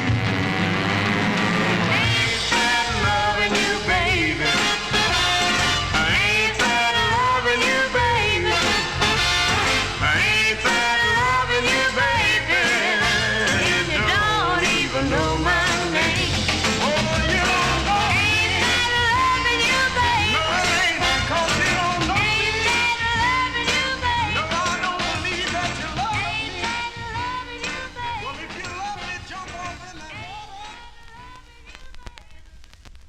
There you go. Cover tunes here on the Vinyl Treasure Show. That one there going out to Gary McClendon in our YouTube chat room. That is the great Betty Everett along with Jerry Butler. August 1964. That was the B-side to Let It Be Me. That one there on Vivian Carter's VJ record label. Ain't their rendition of the Jimmy Reed tune, Ain't That Lovin' You Baby is the name of the tune. Okay, what is Charlene? What are you saying to me? Be more specific in the oldies and more chat room. But let us continue here on the Vinyl Treasure Show and fill a request now for listener Chris Reed in our YouTube chat room. Interesting request, Chris, because this is a very long title here. Now, he requested this gal. She was from the Bronx, New York. Her real name, Shirley Elliston. Okay, but she wrote some cool tunes for a number of 50s vocal groups like the Chords and Paul Himmelstein and the Heartbreakers. These back in 1957 and others. Now, as a singer, she had a number of hits, most notably, I guess, her signature song in 1965 on the Congress label, a song called The Name Game. You know that? She was kind of like into novelty stuff, but they kind of were played on the radio. They were. The Name Game was her big hit, plus others that she did. And Chris Reed requested her final release for the Congress record label. It was her 10th. This is on Congress Records. Okay, a tune written by Lincoln Chase, who was her writing partner on a lot of those songs, if not all the songs, and also she wrote this tune, Shirley Ellis. This is produced by Neil Galligan and Hutch Davis and Lincoln Chase, and Lincoln Chase also arranged it. This did chart number 135. It bubbled under on the Billboard chart, was a number 22 on WJET in Erie, Pennsylvania from January 1966. It's going out to Chris Reed in our YouTube chat room. Shirley Ellis on Congress. And Charlene doesn't have the full title here, okay, because the full title is Ever See, it's not a driver, it's a diver, Charlene. Ever see a diver? Wait, let me take it off here. Got it wrong. It's called Ever see a diver kiss his wife while the bubbles bounce about above the water? That's what it says, folks, on the record. It's called Ever See a Diver Kiss His Wife While the Bubbles Bounce About Above the Water. Here you go. And this is going out. Hold on, folks. Put this on here. It's going out to Chris Reed in our YouTube chat room. Shirley Ellis. Here you go, Chris, for you. Ever in your life see a diver kiss his wife while the bubbles bounce about above the water? Come again, come again.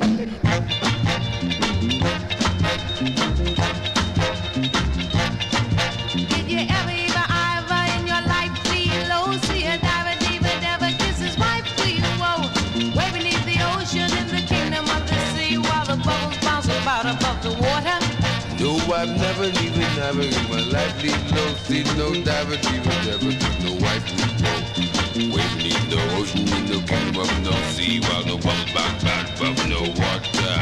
Well, if you're looking while they're kissing, you recognize the sight of a diver that must be doing something right. Way beneath the ocean in the kingdom of the sea while the bubbles bounce about above the water. Shirley, why do you say ever, ever, and life leave low? And diver, and when you say wife, you say we. Why not say ever, and life leave low? And diver, and wife we woe. Well, why are they kissing beneath the ocean? In what kingdom of the sea? And why are bubbles bouncing about above the water? Well, beneath the ocean is private, and the kingdom is the sea. And kissing down there is gonna bounce up bubbles naturally. So when you see the bubbles bouncing, you recognize the sight of a diver must be doing something right. Way beneath the ocean in the kingdom of the sea while the bubbles bounce about above the water. And you ever in your life leave low, see a diver kiss his wife, way beneath the ocean in the kingdom of the sea while the bubbles bounce about above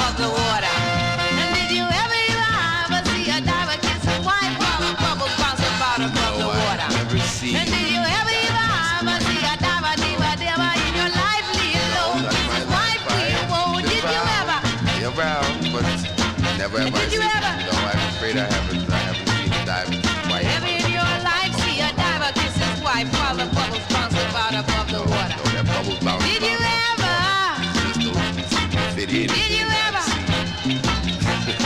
And did you ever? I've never. No, never. Never. Never. Did you ever? Don't say no, never. Ever in your life see a diver kiss his wife? Did you ever in your life? No. There you go. That one there by request for Chris Reed in our YouTube chat. Wait, Shirley doesn't have the full title on there. I got to read the full title. So there you go. That was the 10th release, her final release on the Congress label there for Miss Shirley Ellis. Shirley Ellis. Oh wow, the copyright police came out on this record.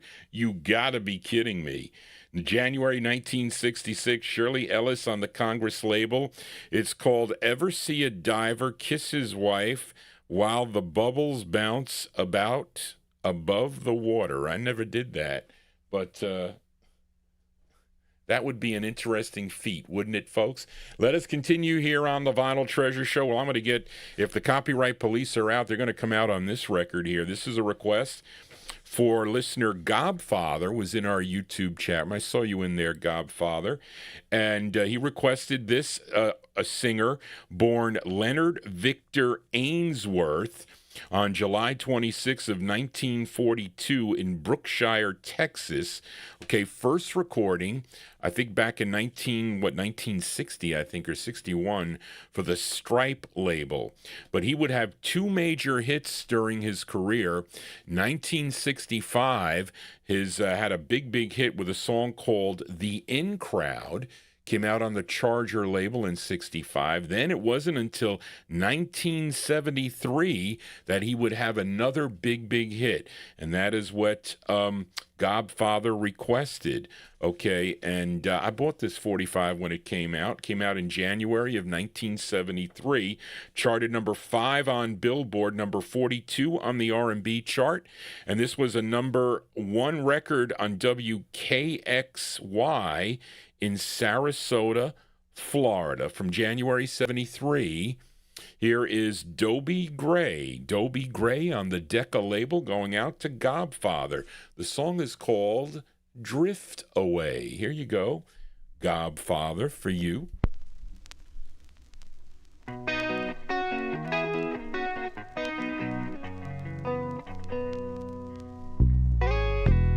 Day after day, I'm more confused. Yet I look for the light through the pouring rain. You know that's a game that I hate to lose, and I'm feeling the strain. Ain't it a shame? Oh, give me the beat, boys, and free my soul. I wanna get lost in your rock and roll and drift away. Oh, give me the beat, boys, and free my soul. I wanna get lost in your rock and roll and drift away.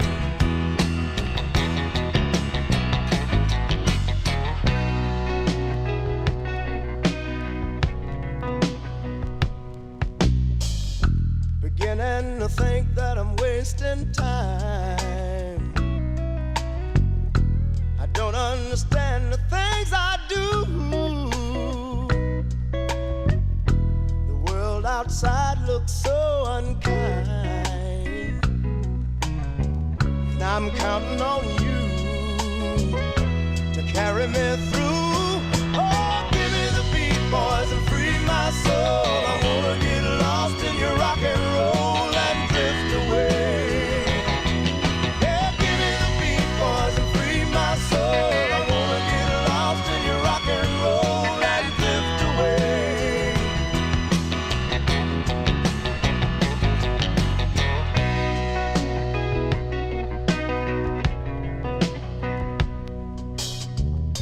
And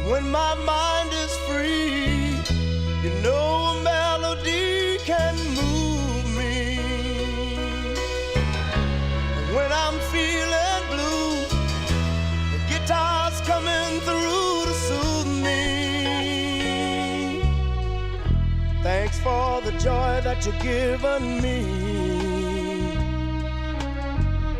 I want you to know I believe in your song, in rhythm and rhyme and harmony. You've helped me along, making me strong. Oh, give me the beat, boys, and free my soul. I wanna get lost in your rock and roll and drift away. Give me the beat, boys, and free my soul. I wanna get lost in your rock and roll and drift away. Oh, give me the beat, boys, and free my soul. Wanna get lost in your rock and roll and drift away. Oh, hey, hey, yeah. Give me the beat, boys, and free my soul. I wanna get lost in your rock and roll and drift away. Now, now, now, won't you take me? Oh, take me.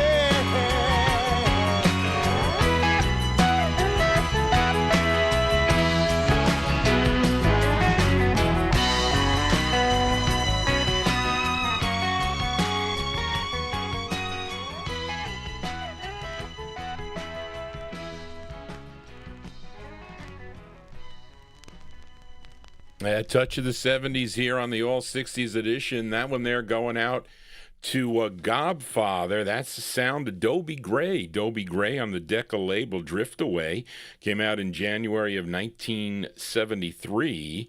Of course, those were his two big hits. Although he's got a, what is that, Tony Crosby, what is that song that the Northern Soulers like? Something about the floor. Get Out on the Floor, which is a cool record that he does back from, 1965. I think I have featured it here on the program. Well, that record released in January of 1973. Well, here's another 70s record. This is Johnny G doesn't go much past 1975. This record released in August of 75. This is a request for listener Elliot Weiss. Thank you, Elliot, for your email. But the interesting thing about it is this isn't really a new act, okay? Well, at least the lead singer on this record, okay? This lead singer on this, he's from New Haven, Connecticut, began recording back in 1954 as a member of the Scarlets, was the lead singer of the Scarlets, recorded for the Red Robin record label. You hear that record on a Saturday evening here on the Vinyltreasure show. He was also the lead singer of the Five Satins, in The Still of the Night, etc. And then also of the Restless Hearts and other groups.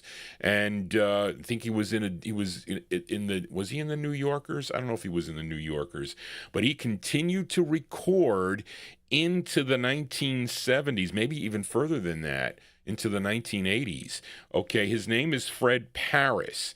Okay, and this is from 1975. Okay, and what is this, Charlene? This is in 19. So I guess this group, okay, was called Black Satin. Okay, which included Fred Paris, Richie Freeman, Jimmy Curtis, and Nate Marshall. And they recorded for the Buddha record label. It features Fred Paris on lead. It's a song he wrote.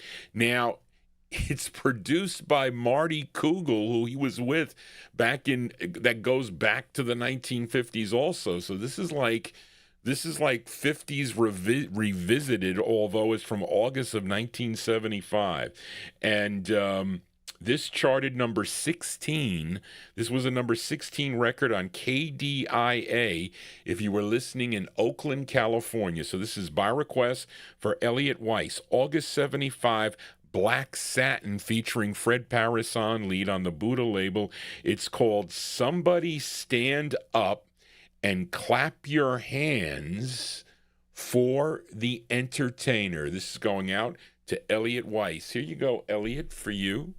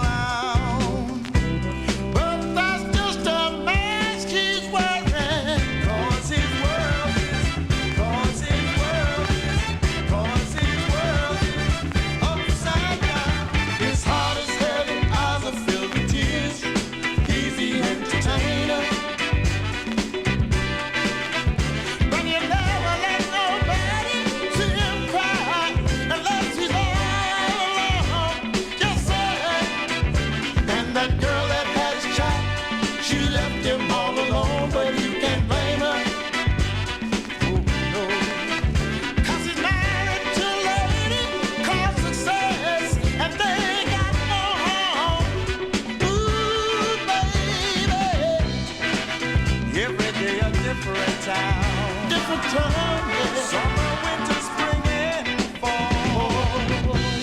He doesn't get much sleep at night. No, he don't. Sometimes he doesn't sleep at all.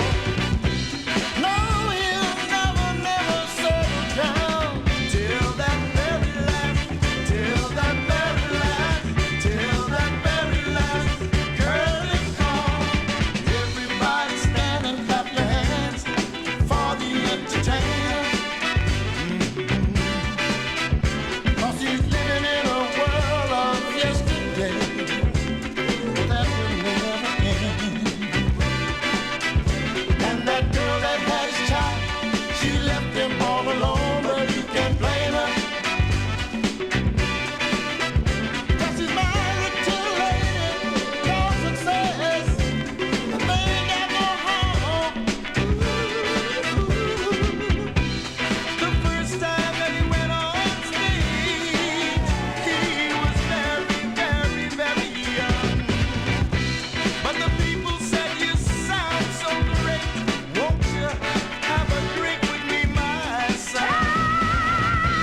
From the heart, it feels so good.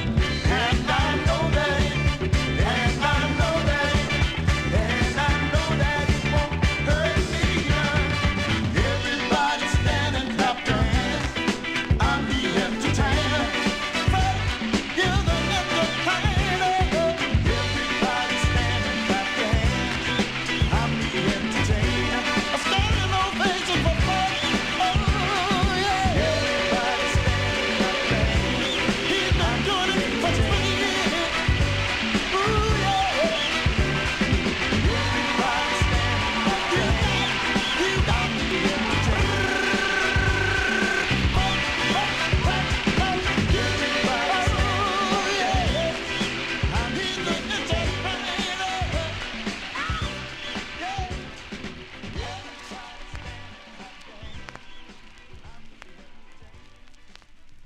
Yeah, touch of the 70s here on the All 60s edition. There you go. That's Black Satin. Let me get this. Let me just check something here, folks, on the title of this. Black Satin, August 1975, by request for Elliot Weiss.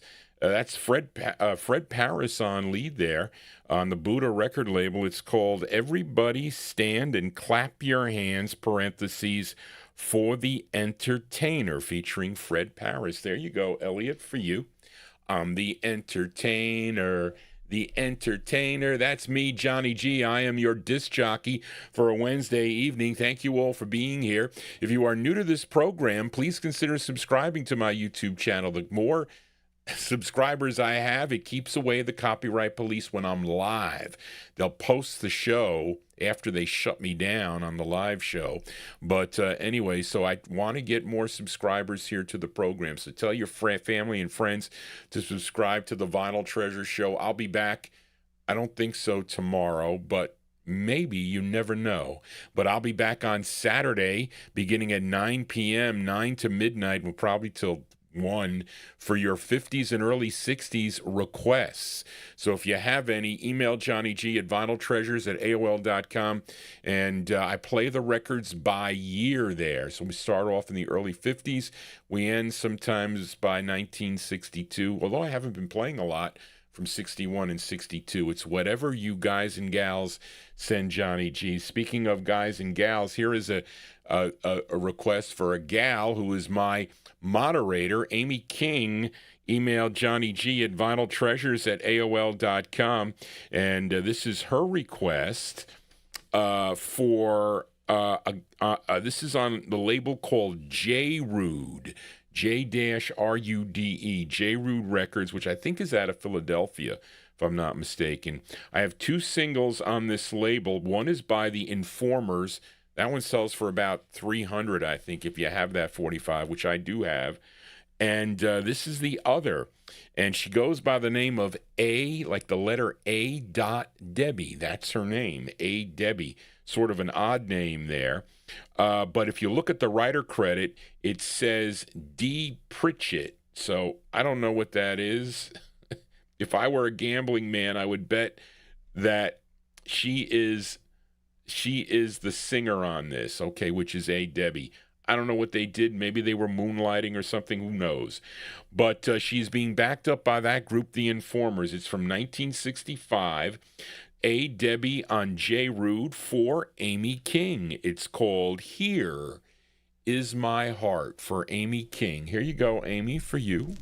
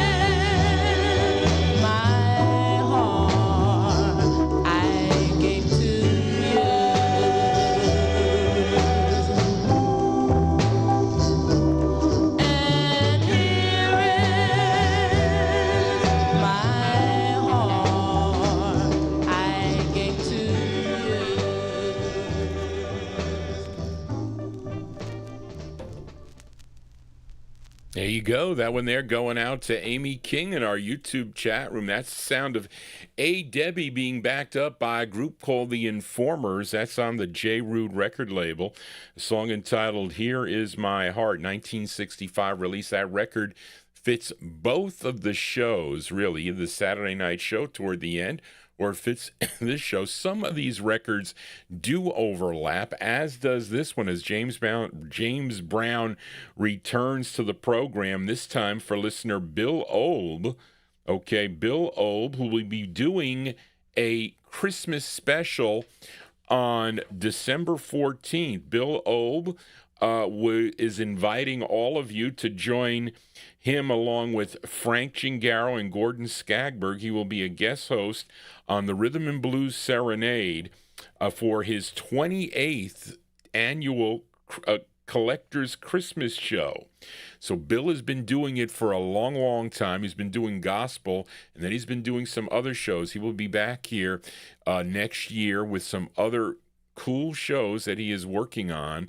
So stay tuned for that. But it will be Thursday afternoon. Bill will be here sometime. Karen Efron also plans on returning back to the program. But this will be his 50th year of participation in these holiday radio broadcast shows. So he will be on the WRHU 88.7 FM on Sunday, December 14th from 3 p.m. to 5 Eastern Time. Okay, on WRHU 88.7 FM. You can hear it on the stream live on WRHU.org.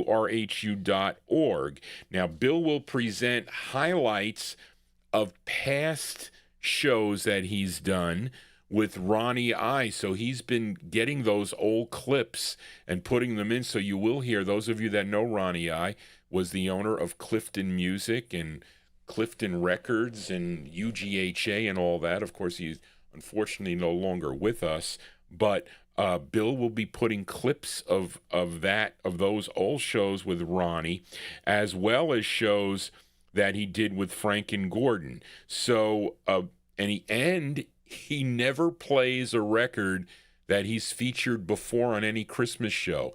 I think there's only one, maybe his last one that it might be, but everything is an unplayed Christmas song. So anyway, and he also has a gospel spiritual set. So mark your calendars for December 14th, 2025, a very special Rhythm and Blues Serenade Christmas Collector's Show with Bill Obe. Okay, that we will mark our calendars for that, Bill. And Bill requested James Brown and the Famous Flames as they return here, but this is an early side. This one released in March of 1960. This is on Sid Nathan's Federal label. This is his 17th release, 17 of 18 releases on the Federal label. And it's actually a duet. So it's not just James Brown. It's a duet with a gal by the name of B Ford, who was Joe Tex's ex-wife. Okay, maybe she's hanging around with James Brown. I don't know. But of course, Joe Tex also recorded for King Records, so maybe his wife was around the studio one day. But this did chart. This charted number 86 on Billboard, number 14 on the R&B chart, and this was a big number one record on WUST in Bethesda, Maryland. Let's go to March of 1960. This is for Bill Obe in New Jersey. James Brown and the Famous Flames, and the gal on here is B Ford. It's called You've Got the Power for Bill Obe. Here you go, Bill, for you. Whoa, I need you, darling. You got the power.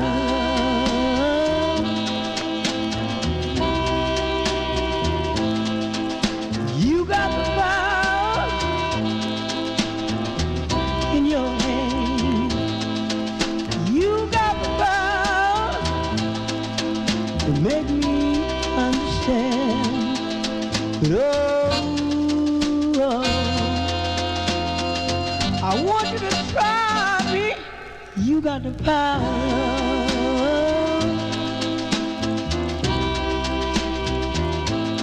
I told you, darling, that I would stand by your side. Remember the day you made me cry, but oh, darling, oh, my little darling, you got the power to love.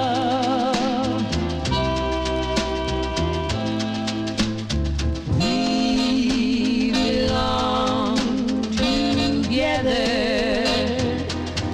And we love each other. we belong together.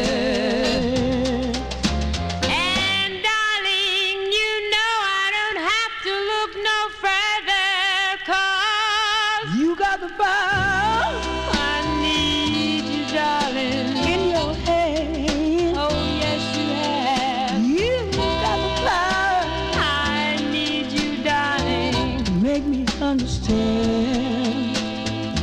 You got the power. Oh, yes, you have. You got the power. I need you, darling. You got the power. Oh, yes, you have. You got the power. I need you, darling. You got the power. Oh, the Copyright Police came in late on that record. Wow. So listen, who's got the? Well, listen, Joe Tex's ex-wife's got the power there over Mr. James Brown there. That one they're going out to Bill Olben, New Jersey. That's the sound of B. Ford and James Brown, March 1960 on Federal Records. You've Got the Power. Johnny G's got the power. I am the controller here for a Wednesday evening. Thank you all for being here. So let's flip over this 45 here. Who requested this one? Did Adrian request this one? Who requested this tune here? Adrian Viterbo, you requested the flip side of this, Debbie. Okay, so let's flip the 45 over here. 1965 Debbie on the J. Rude label. I think this is the first time Adrian has requested a B-side here, or a flip side. So let's flip over Amy King's request, Debbie from 1965. Here Is My Heart, and this side is called Baby Darling, going out to Adrian in our YouTube chat room. Debbie, Baby Darling. Here we go.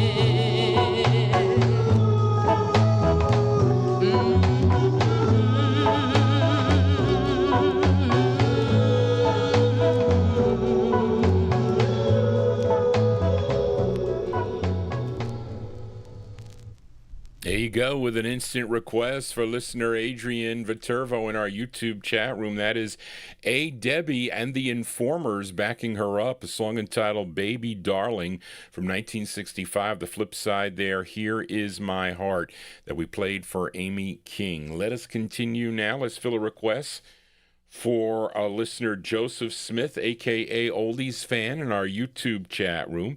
And you know this singer, born in Albany, Georgia, but raised in Greenville, Florida.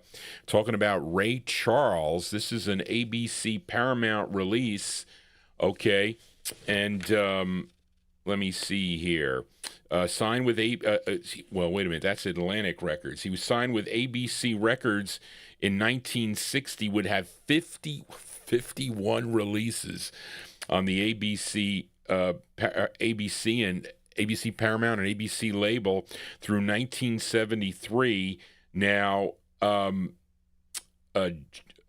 Fan requested his 14th. This is actually a B-side. The A-side was called Take These Chains From My Heart. Okay, but Oldies fan requested the flip side here. Tune written by Frankie Brown, produced by Sid Feller, and arranged by Gerald Wilson. Now, this did chart, although it bubbled under at number 105. Was number 7, though, on WIBG in Philadelphia. Let's go to April of 1963 by request for Oldies fan, a.k.a. Joseph Smith.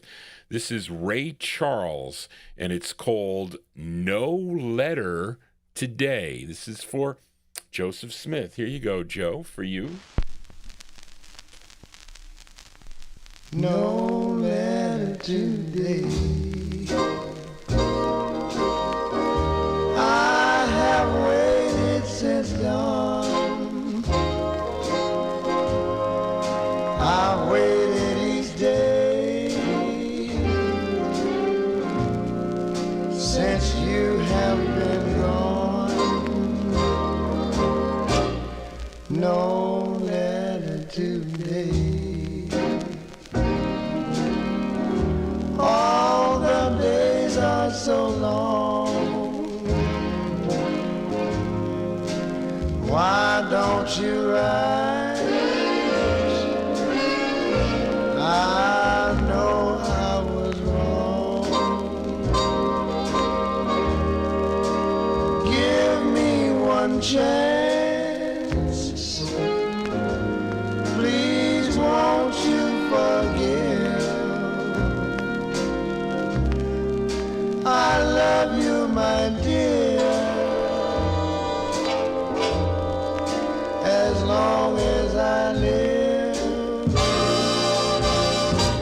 I know it's no use, but I hope and I pray the postman goes by.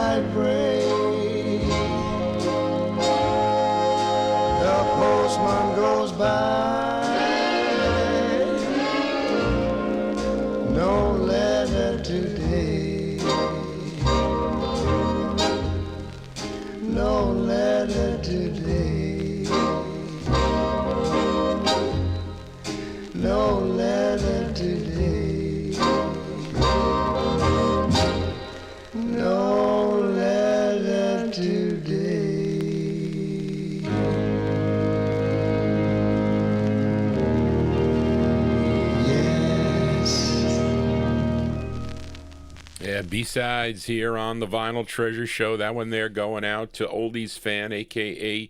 Joseph Smith, in our YouTube chat room. That is the flip side of Take These Chains From My Heart. Mr. Ray Charles there with No Letter Today on the ABC Paramount record label. Well, I don't know. We didn't get many letters today. Did I tell you that? And my father, okay, he focuses on the minutia here. And JohnnyG's been aggravated for a number of mornings here. So the FedEx guy delivers a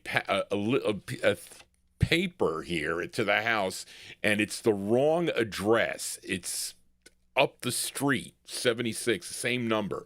So he was hemming and hawing. And I'm going, oh, my God. Don't worry about it. I'll take care of it. So Barbara heard me yelling on the phone with him. She goes, I'll come and pick it up and I'll take it there. So she took it there. So she came over today. She picked it up and she took it there. So I didn't have to hear it. I mean, he just focuses on the wrong thing. It is so hard for me. Listen, I mean, I can take it some of the time, but 24/7, it's difficult.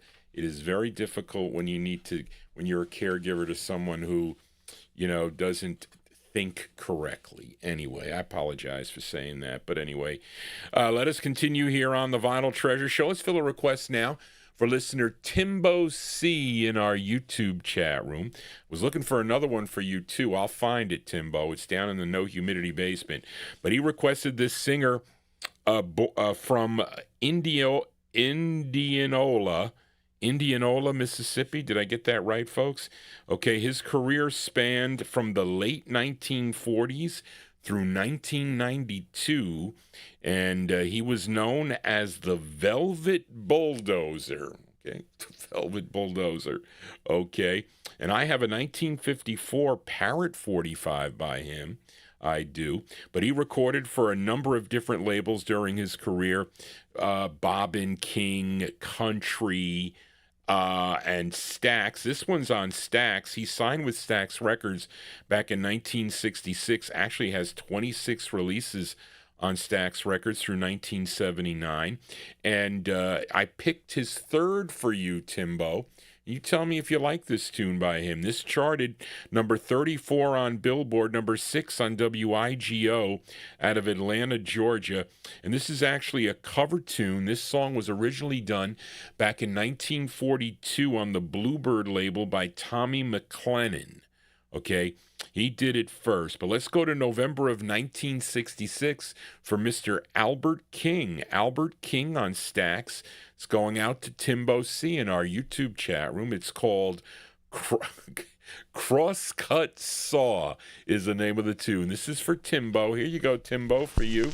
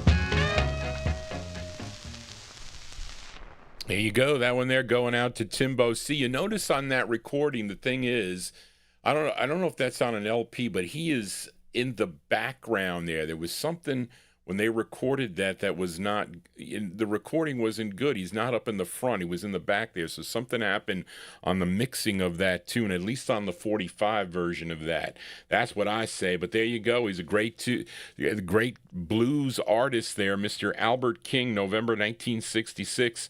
on the Stax record label. That's for Timbo C. His rendition of the tune Crosscut Saw is the name of the tune. Johnny G is your Wednesday evening disc jockey. Thank you all for being here. If you like what you're hearing, please give me a thumbs up. Don't forget to send me your Christmas requests.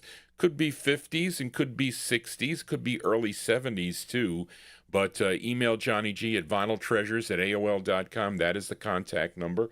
I'm putting together the list. I got to find them down in the no humidity basement. But let us continue now. Let's fill a request for listener Kid Kilowatt. Okay. He requested this singer by the name of Clive Powell. Clive Powell was his real name. He was born June 26, 1943 in England, okay, and he was a keyboardist, okay, a singer keyboardist, but he recorded as Georgie Fame, okay, and Kid Kilowatt requested his first of six on the Imperial record label, and this is actually a cover tune. This song was first done by Mongo Santa Maria, did this first back in 1963 on the Battle record label. This tune written by John Hendricks and Rogers Grant and Pat Patrick. Now, this would become a big hit for him in 1965 with his group called the Blue Flames. It's produced by Tony Palmer. This charted number 21 on Billboard. This was number 2 if you were listening to WPCG in Washington, D.C., and this was a big number 1 record over in the UK.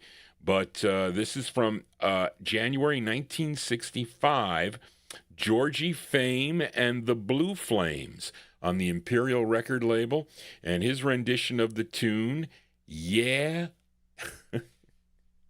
Yeah, yeah. This is going out to Kid Kilowatt. Here you go.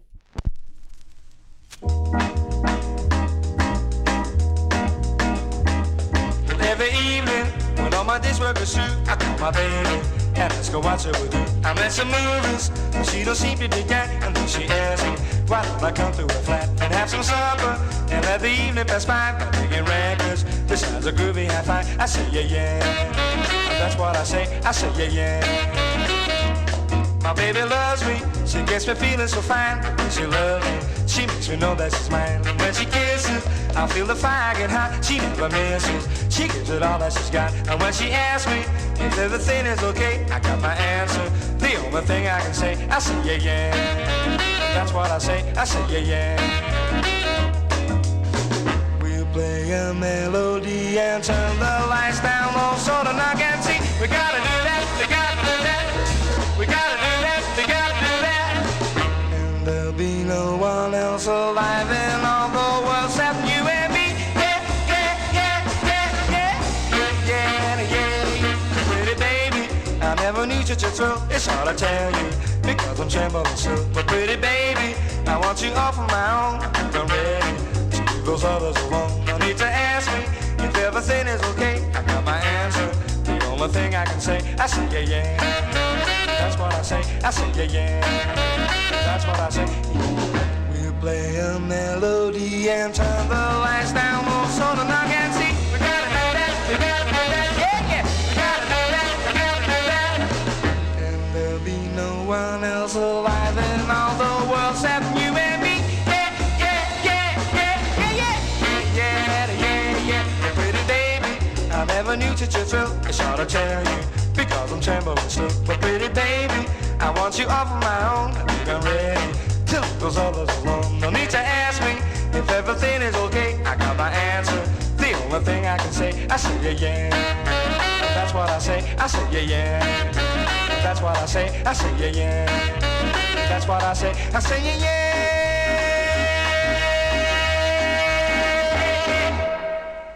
There you go. That one there going out to Kid Kilowatt. Okay, he wants... Listen, I got to go through all the requests here. I got lots of people in the requests here as we got to do this. But anyway, there you go. That one there, Georgie Fame and the Blue Flames, January 1965. That's on the Imperial record banner. Song entitled Yeah, Yeah. Of course, he had other hits too. In 1966, a song called Getaway, and also on the Epic label, The Ballad of Bonnie and Clyde was a hit for him in 1967. Let us continue here. Let's stay with the English here. And this is a request for listener Leonard Mancini. Okay, and you know this gal. She was an actress, singer, a songwriter. She was born 1932 over in England, and first recording here in the U.S. back in 1953 for the Coral record label. She also had releases on King and Media. I don't even know all these releases here. MGM, I think I have her on Imperial. She's on Warwick, too. Okay. And I know she's on the Laurie label because I have her on Laurie. But she was probably best known for a song called Downtown. You know, that's the place to go, downtown, right? I don't know. That's on the Warner Brothers record label. But this was, Leonard picked her 21st of 28 releases for the Warner Brothers record label. This tune written by Jackie Trent and Tony Hatch and produced by Tony Hatch. This charted number 37 on Billboard. And this was a number 4 record on KHJ, if you were listening in Los Angeles, California, from July 68. Miss Petula Clark, is she still performing? I don't know. Petula Clark on the Warner Brothers record label, and I Never Do This. The song is called, I always do this, I should say, Don't Give Up. This is going out to Leonard Mancini, Petula Clark. Here you go, Leonard, for you.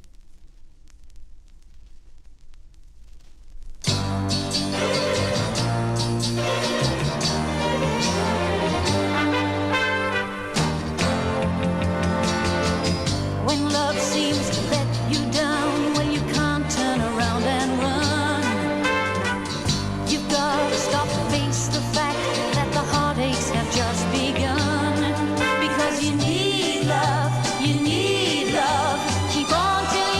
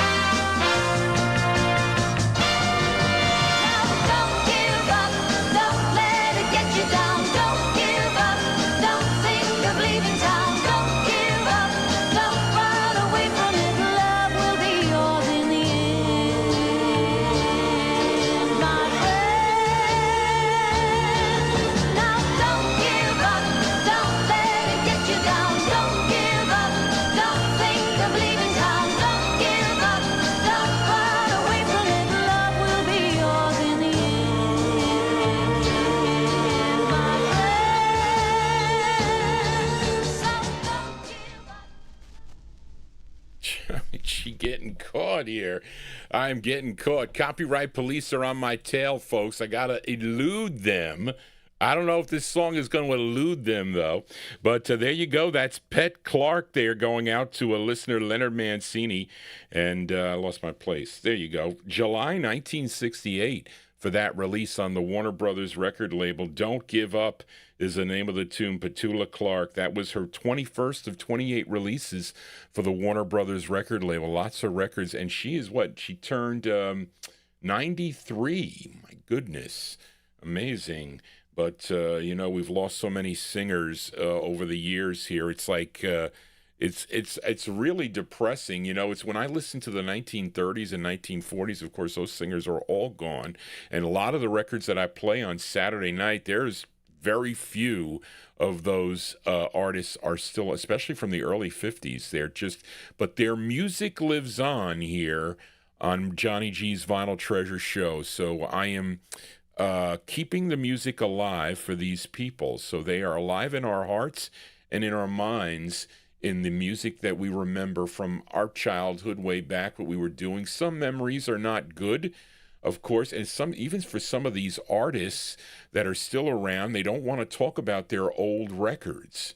And some of them are like, wow, you know that record? You know that song? Where'd you hear that? And they get thrilled about that. Okay, but anyway, we keep it alive here on the Vinyltreasure show here on Oldies and More Radio, also live on the YouTube. And let's, all right, Tony Crosby is asking me to play a record for him that I did pull. Okay, and where's your notes here, Tony? Okay, this gal, she was born Thelma Jackson, okay, and in Leland, Mississippi, but she recorded as Thelma Houston, and first recording back in 1966 for the Capitol record label, but she is best known, had a big #1 hit, disco record, right? Back in 1976 on the Tamla label, she had a song called Don't Leave Me This Way. Was a big hit for her on Berry Gordy Jr.'s Tamla record label. But after Capitol, she signed with Lou Adler and Jay Lasker's Dunhill Records, which was out of Beverly Hills, California. And Tony requested her third of 5 releases on the Dunhill label, and she's doing a Rolling Stones tune. It came out in 1968, okay, a tune written by Mick Jagger and Keith Richards. This one produced and arranged by Jimmy Webb, and this charted regionally. This charted #7 on WHMC out of, what is that? Gatesburg, Maryland? Gatesburg, Maryland. Where is that, Arch? Anyway, let's go to October of 1969. Miss Thelma Houston on the Dunhill label. This is for Tony Crosby, her rendition of the tune Jumpin' Jack Flash. Here you go for Tony Crosby in the UK. Thelma Houston.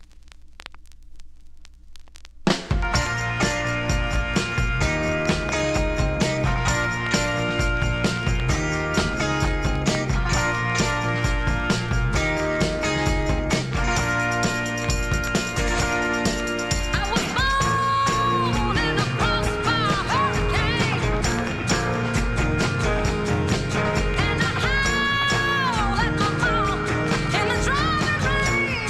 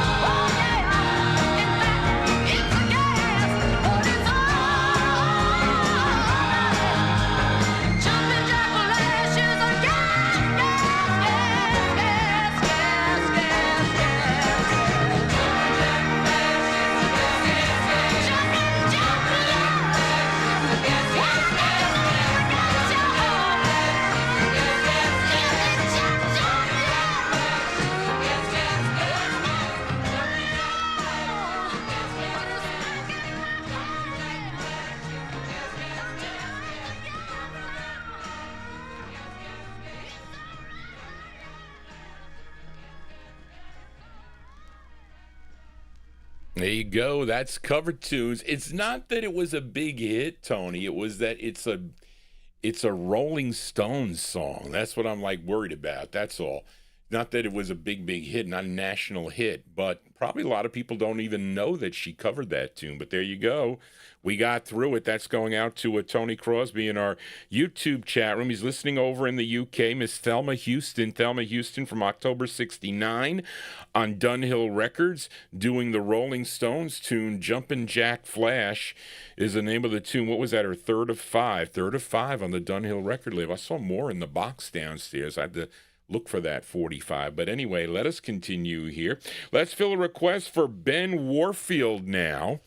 And this singer is a favorite here on the 60s edition. You know this singer from Washington, D.C., had 19 releases for Leonard Chess's Chess record label. This is his fifth release for the Chess label. And a song he wrote, this one produced by Billy Davis. And it's from August of 1963 by request for Ben Warfield, Mr. Billy Stewart. Billy Stewart on the Chess label. He's another one that Johnny G needs to upgrade. The song is called Strange Feeling. This is for Ben Warfield. Here you go, Ben, for you, Billy Stewart.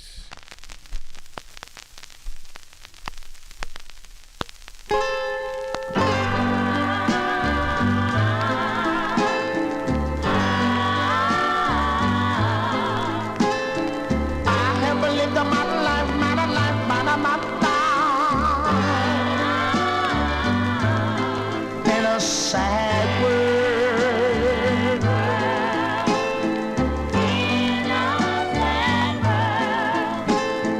But then let's start. I'm gonna tell you, I found the right girl.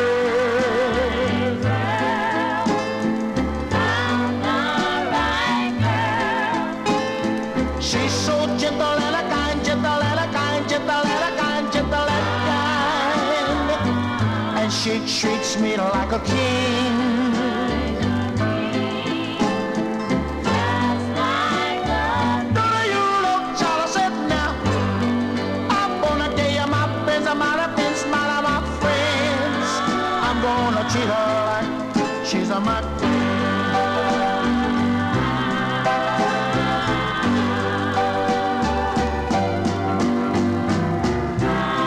She said that she loves me. Be my wife, and she said she wants to love me, but the rest of her life. Oh, this string of beetle-ling,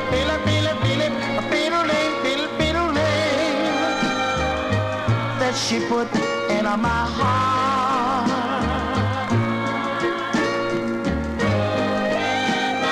Don't you look jealous now? This a string of beetle-ling.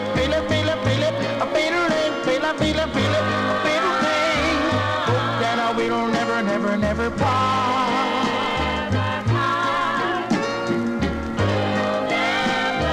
Do you look jealous enough? The string of beetle-ling, beetle-ling. I hope that we'll never part. Don't you look pretty, baby? Jealous and I love you so bad. Please, hope that we'll never part, little darling. Yeah, that's always a favorite here on the Vinyltreasure show. That's the sound of Billy Stewart there. I apologize for the, hold on a second, folks. Let me find Joe Carrera's list here. I see he came into the chat room here, and I got his, where is your cheat sheet here? Oh, here we go. Okay, got them.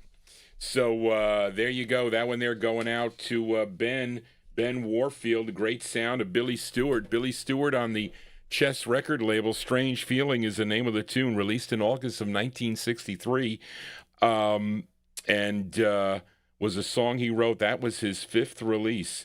And charted number 17 on Billboard, 25 on the R&B chart. And this was a big number one record, if you were listening, Arch, on WOOK in Washington, D.C. Billy Stewart with Strange Feelings, just a terrible thing.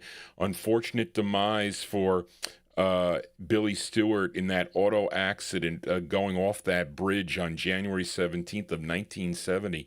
Left us with some great music. Let us continue here. Copyright police are out on full force. They shouldn't come out on this one. I expect they go away with this request for Joe Carrera in our YouTube chat room. As the Gems return, we heard from them earlier.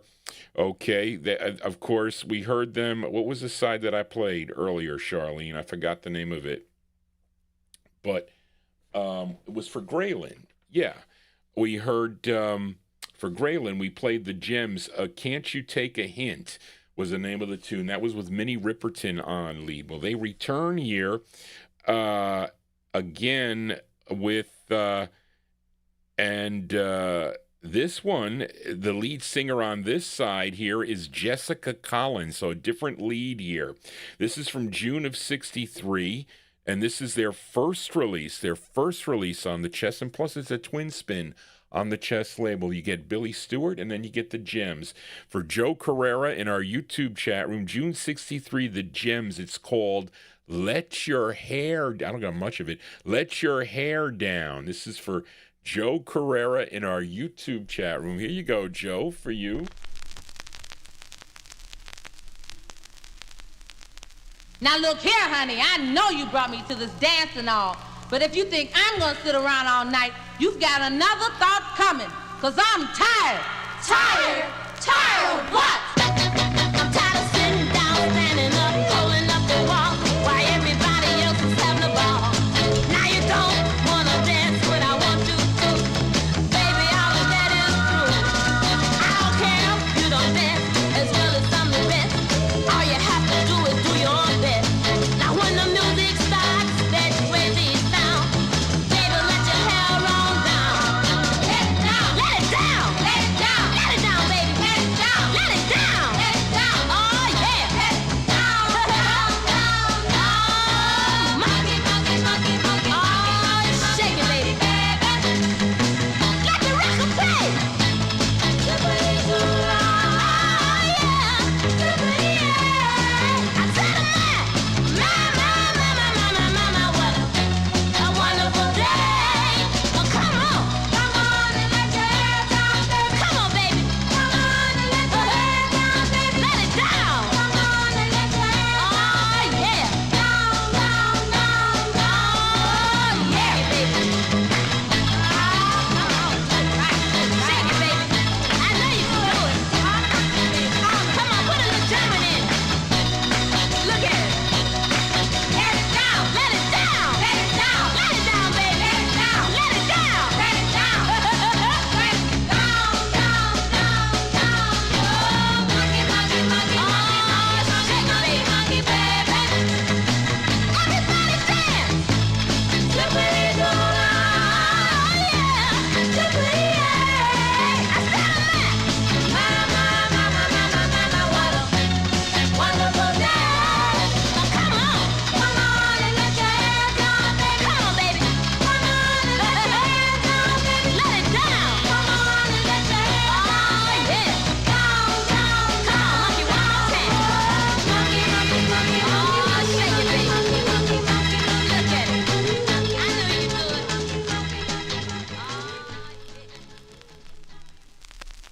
Yeah, Malcolm said it that sounds like Shake a Tail Feather by the what was that, the Five Dutone? Well, no, the Five who did Shake a Tail Feather?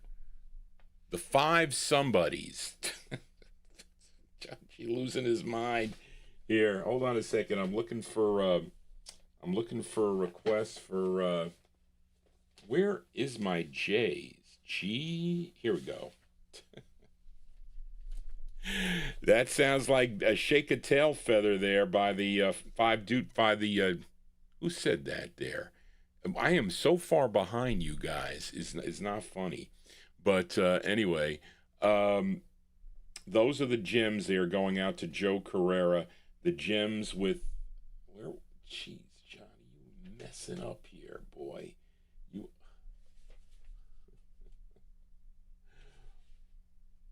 Those are the gems with a tune called Let Your Hair Down. Johnny G is messing up here for a Wednesday. That's because I got 13 pages of requests for all you listeners. That's what I got. But let us continue here on the Vinyltreasure Show. Let's fill a request now for listener James Brown in our YouTube chat room. This singer from Lugoff, South Carolina, born Benjamin Franklin Pay. I think I said that right. And, of course, you know him as Brook Benton.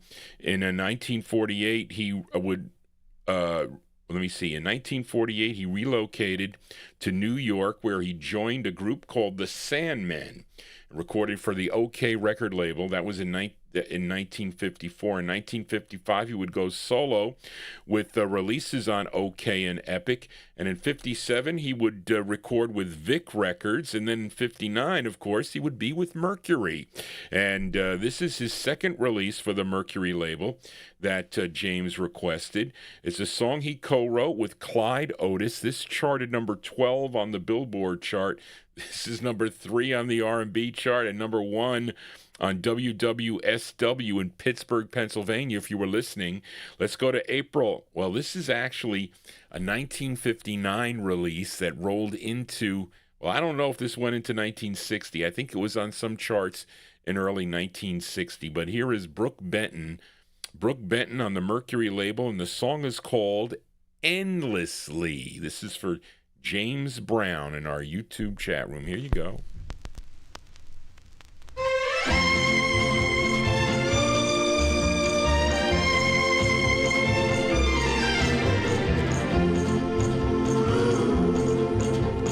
Higher than the highest mountain, and deeper than the deepest sea. That's how I will love you, oh darling, endlessly. Softer than the gentle breezes, and stronger than the wild oak tree. That's how I will hold you, oh darling, endlessly. Oh my love, you are my heaven, you are my kingdom, you are my crown. Oh my love, you're all I pray for. You were made for these arms to surround. Faithful as a morning sunrise, and sacred as a love can be. That's how I will love you, oh darling, endlessly. Darling, endlessly. Darling, endlessly. There you go, that great Brook Benton there. Brook Benton, whoops. Brook Benton from, well, that's actually a 1959 release there. That's on the Mercury record label. Endlessly is the name of the tune. That's his second release for the Mercury label. That one there going out to James Brown in our YouTube chat room. Copyright Police they took a while to come out. That means that it's not any day now, any minute now, they're going to shut Johnny. So here's the deal. If they do shut me down, so if they shut me down, that's going to be the second to last song. I'll come on with another record to close out the show. That's what we'll do. If they shut me down, we get to the bottom of the hour. is what we'll say. But anyway, let us continue here. George Chestnut, did you type in some Christmas songs in there? Because I don't know if Charlene wrote those down, because I thought you put a Christmas request in there. She might not see all those. I don't know if Charlene, if you saw the Christmas requests in there. So if you do have a Christmas request, type it on my wall, my YouTube wall, or email me better, vinyltreasures@aol.com. So what I'll do is I'm compiling those Christmas tunes, okay, and if the multiple requests will get first preference, although I'm surprised nobody requested any any Ron. Well, wait a minute. I think Tommy Albergo, you might have picked a Ronettes. I have an EP. I have that Phyllis EP. I'm trying to think what the songs are. There's a Crystals, there's a Ronettes. I think there's a Bobby B Socks and the Blue Jeans on there too. I have to see. It's 4. It never came with a cover though. And then I have my favorite Christmas song is Darlene Love, of course. Nobody picked Christmas Baby Please Come Home, but it's still early. But let us continue here. Let's fill a request for George Chestnut. That's why I'm calling him out. And he requested this 7-man blue-eyed soul group from Harrisburg, Pennsylvania. And they were a combination, really, of 2 groups. One was known as the Endells that recorded for the Hi-Ho label. And the other was the Del Chords, which recorded on the Mr. Genius label. And the group was called the Magnificent Men. And they had 9 singles on the Capitol record label. Now, George requested their 6th release. Okay, the lead singer of the group, his name was David Bupp. David Bupp was the lead. This tune written by Carl Davis and Billy Butler, produced by Marvin Holtzman and Gerald Sims. And this did chart regionally. This charted number 9 on WELK in Charlottesville, Virginia. Let's go to December of 1967 for the sound of the Magnificent Men on Capitol Records. For George Chestnut, it's called Babe, I'm Crazy About You. These are the Magnificent Men. Here you go, George, for you.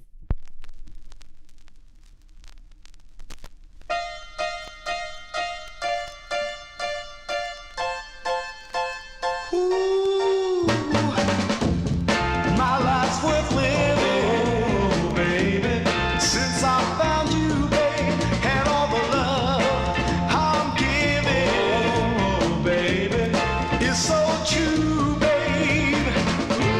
I can only pray that you love me in return.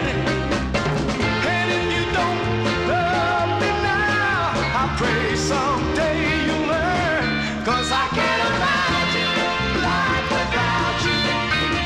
Baby, I'm crazy about you. I can't imagine life without you. Baby, I'm crazy about you. Ooh, though I don't have a worry, not a care in the world, baby. I'll tell the world in a hurry that you're my girl, baby. I know that being alone is what I've been used to. If you should ask me to go on this way, I guess I'd have to refuse to, 'cause I can't imagine life without you. Baby, I'm crazy about you. I can't imagine life without you. Baby, I'm crazy about you. Babe, I want you to know just how I feel. And babe, I love you so. And my love is real. But I can't imagine life without you. Baby, I'm crazy about you. I can't imagine life without you. Baby, I'm crazy about you. I can't imagine life without you. Baby, I'm crazy about you. I can't imagine life without you. There you go. That one there going out to George Chestnut. George, do you have that 45? Maybe you do. I think you might. The Magnificent Men there, that is a David Bupp on lead, December 1967. That's on the Capitol record banner. Song entitled Babe, I'm Crazy About You is the name of the tune. That was the, what did I say that was? That was their two groups. Wait, it doesn't... I thought I said the number here. Johnny G going out of his mind. Yeah, they had 9 releases on the Capitol label. This 6. That's because I need drops in my eye. I have a dry eye here. Maybe it's the cataracts. I don't know what it is. But anyway, so thank you all for tuning in this evening. We'll continue here till they shut me down a little bit. But let's fill a request for listener Ralph, Record Ralph in Syracuse. So Record Ralph, if I saw what you typed in the chat room earlier, do you want to be the president of the Johnny G fan club? He said Johnny G should have a fan club.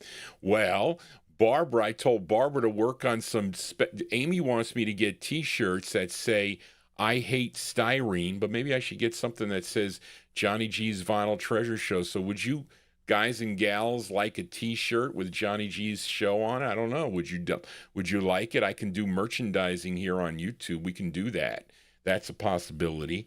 But Record Ralph, only if you want to be my president of my chapter, you can do that. You are in the state, so we can do that.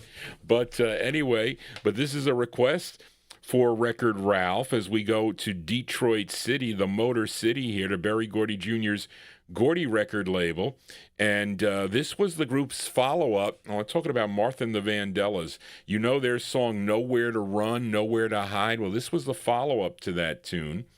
Okay, well, actually, I think it's the B-side. Charlene's got that, no. This is the A-side. This charted number 70 on Billboard, number 22 on the R&B chart, and a big number 1 record on KCBQ in San Diego, California. It features Martha Reeves on lead. This was their 10th release on the Gordy label from July 65 for Record Ralph. You'll be my president, Record Ralph. Martha and the Vandellas. It's called Love, parentheses, Makes Me Do Foolish Things for Record Ralph. Here you go. This will be with the copyright police. You watch.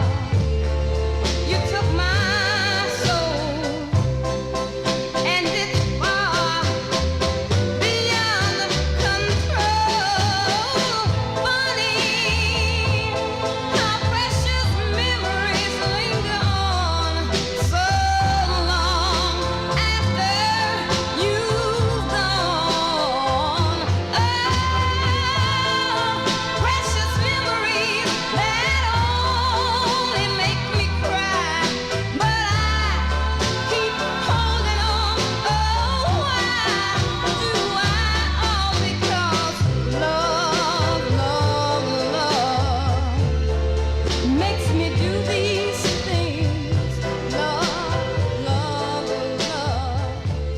Sadness it brings. Love, love. Yeah, there you go. I knew that it was going to be coming sooner or later there, folks. So I told you that was going to happen, that they were going to block the show eventually. Too many hits is what it happens, but there you go. I like that record. That was one of my aunt's favorite tunes by Martha and the Vandellas. That when they're going out to Record Ralph. Record Ralph, what did I do with his, just had his sheet up here. Hold on a second, folks. I see that Graylin is in the the Oldies and More chat room. But here we go. Record Ralph, Martha and the Vandellas. That one there from July 1965 on the Gordy record label. Love, parentheses, makes me do foolish things. Martha Reeves on lead. And but anyway, too many Motown records will do it, folks. But anyway, that's going to do it for Johnny G and the Vinyl Treasure Show. I want to thank you for joining Johnny G, listening to these cool 45s out of my collection. If you want to get in touch with Johnny G, send me an email at vinyltreasures@aol.com so you get your requests into me, okay? Get me your Christmas requests.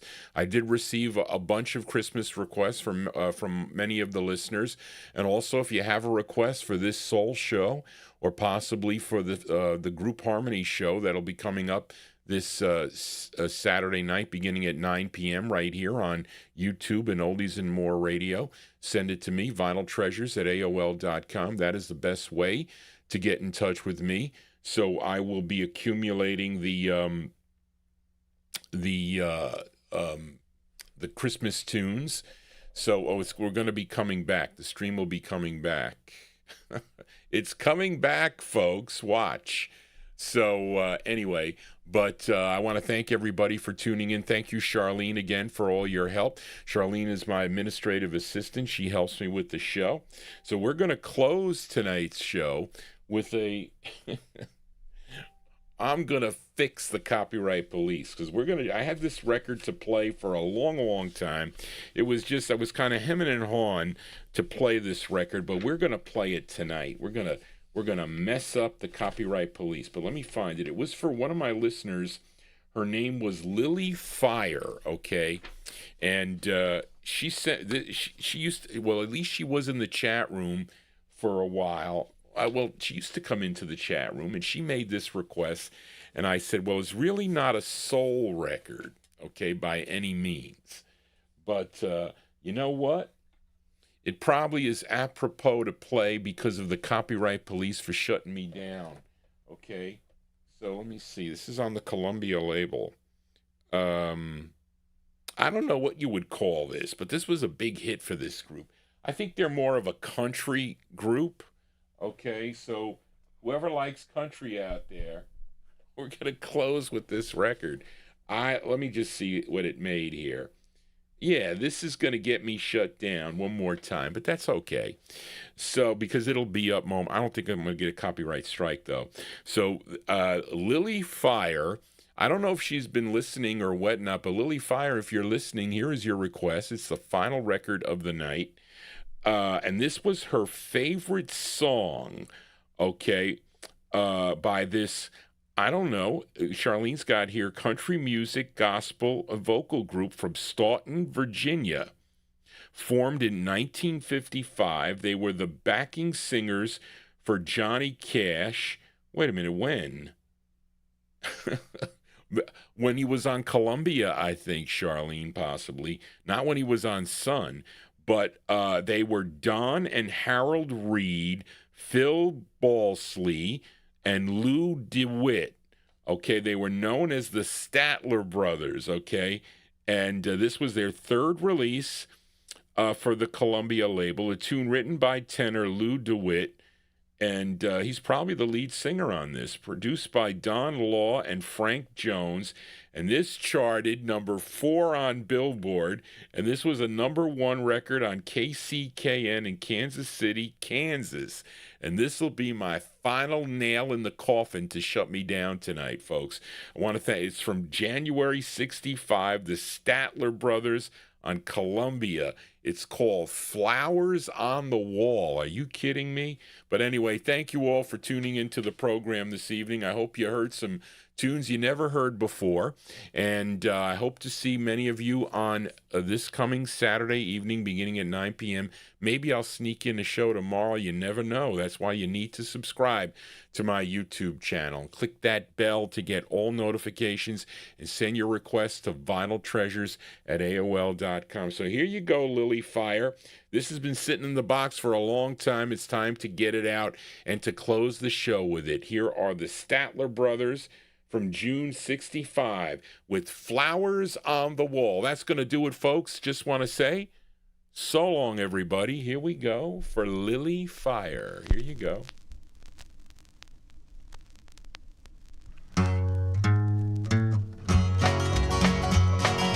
I keep hearing you're concerned about my happiness, but all that thought you're giving me is conscience, I guess.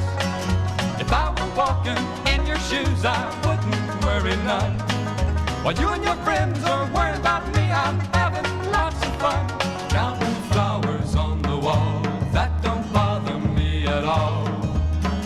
Playing solitaire till dawn with the deck of 51. Smoking cigarettes and watching Captain Kangaroo. Now don't tell me I've nothing to do. Last night I dressed in tails, pretended I was on the town. As long as I can dream, it's hard to slow the swinger down. So please don't give a thought to me, I'm really doing fine. You can always find me here and having quite a time. Counting flowers on the wall, that don't bother me at all. Playing solitaire till dawn with the deck of 51.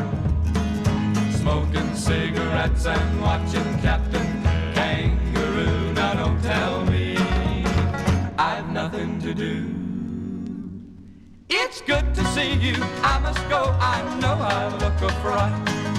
Anyway, my eyes are not accustomed to this life, and my shoes are not accustomed to this hard concrete. So I must go back to my room and make my day complete. Counting flowers on the wall, that don't bother me at all. Playing solitaire till dawn with the deck of 51. Smoking cigarettes and watching Captain Kangaroo. Now don't tell me I've nothing to do. Don't tell me I've nothing to do.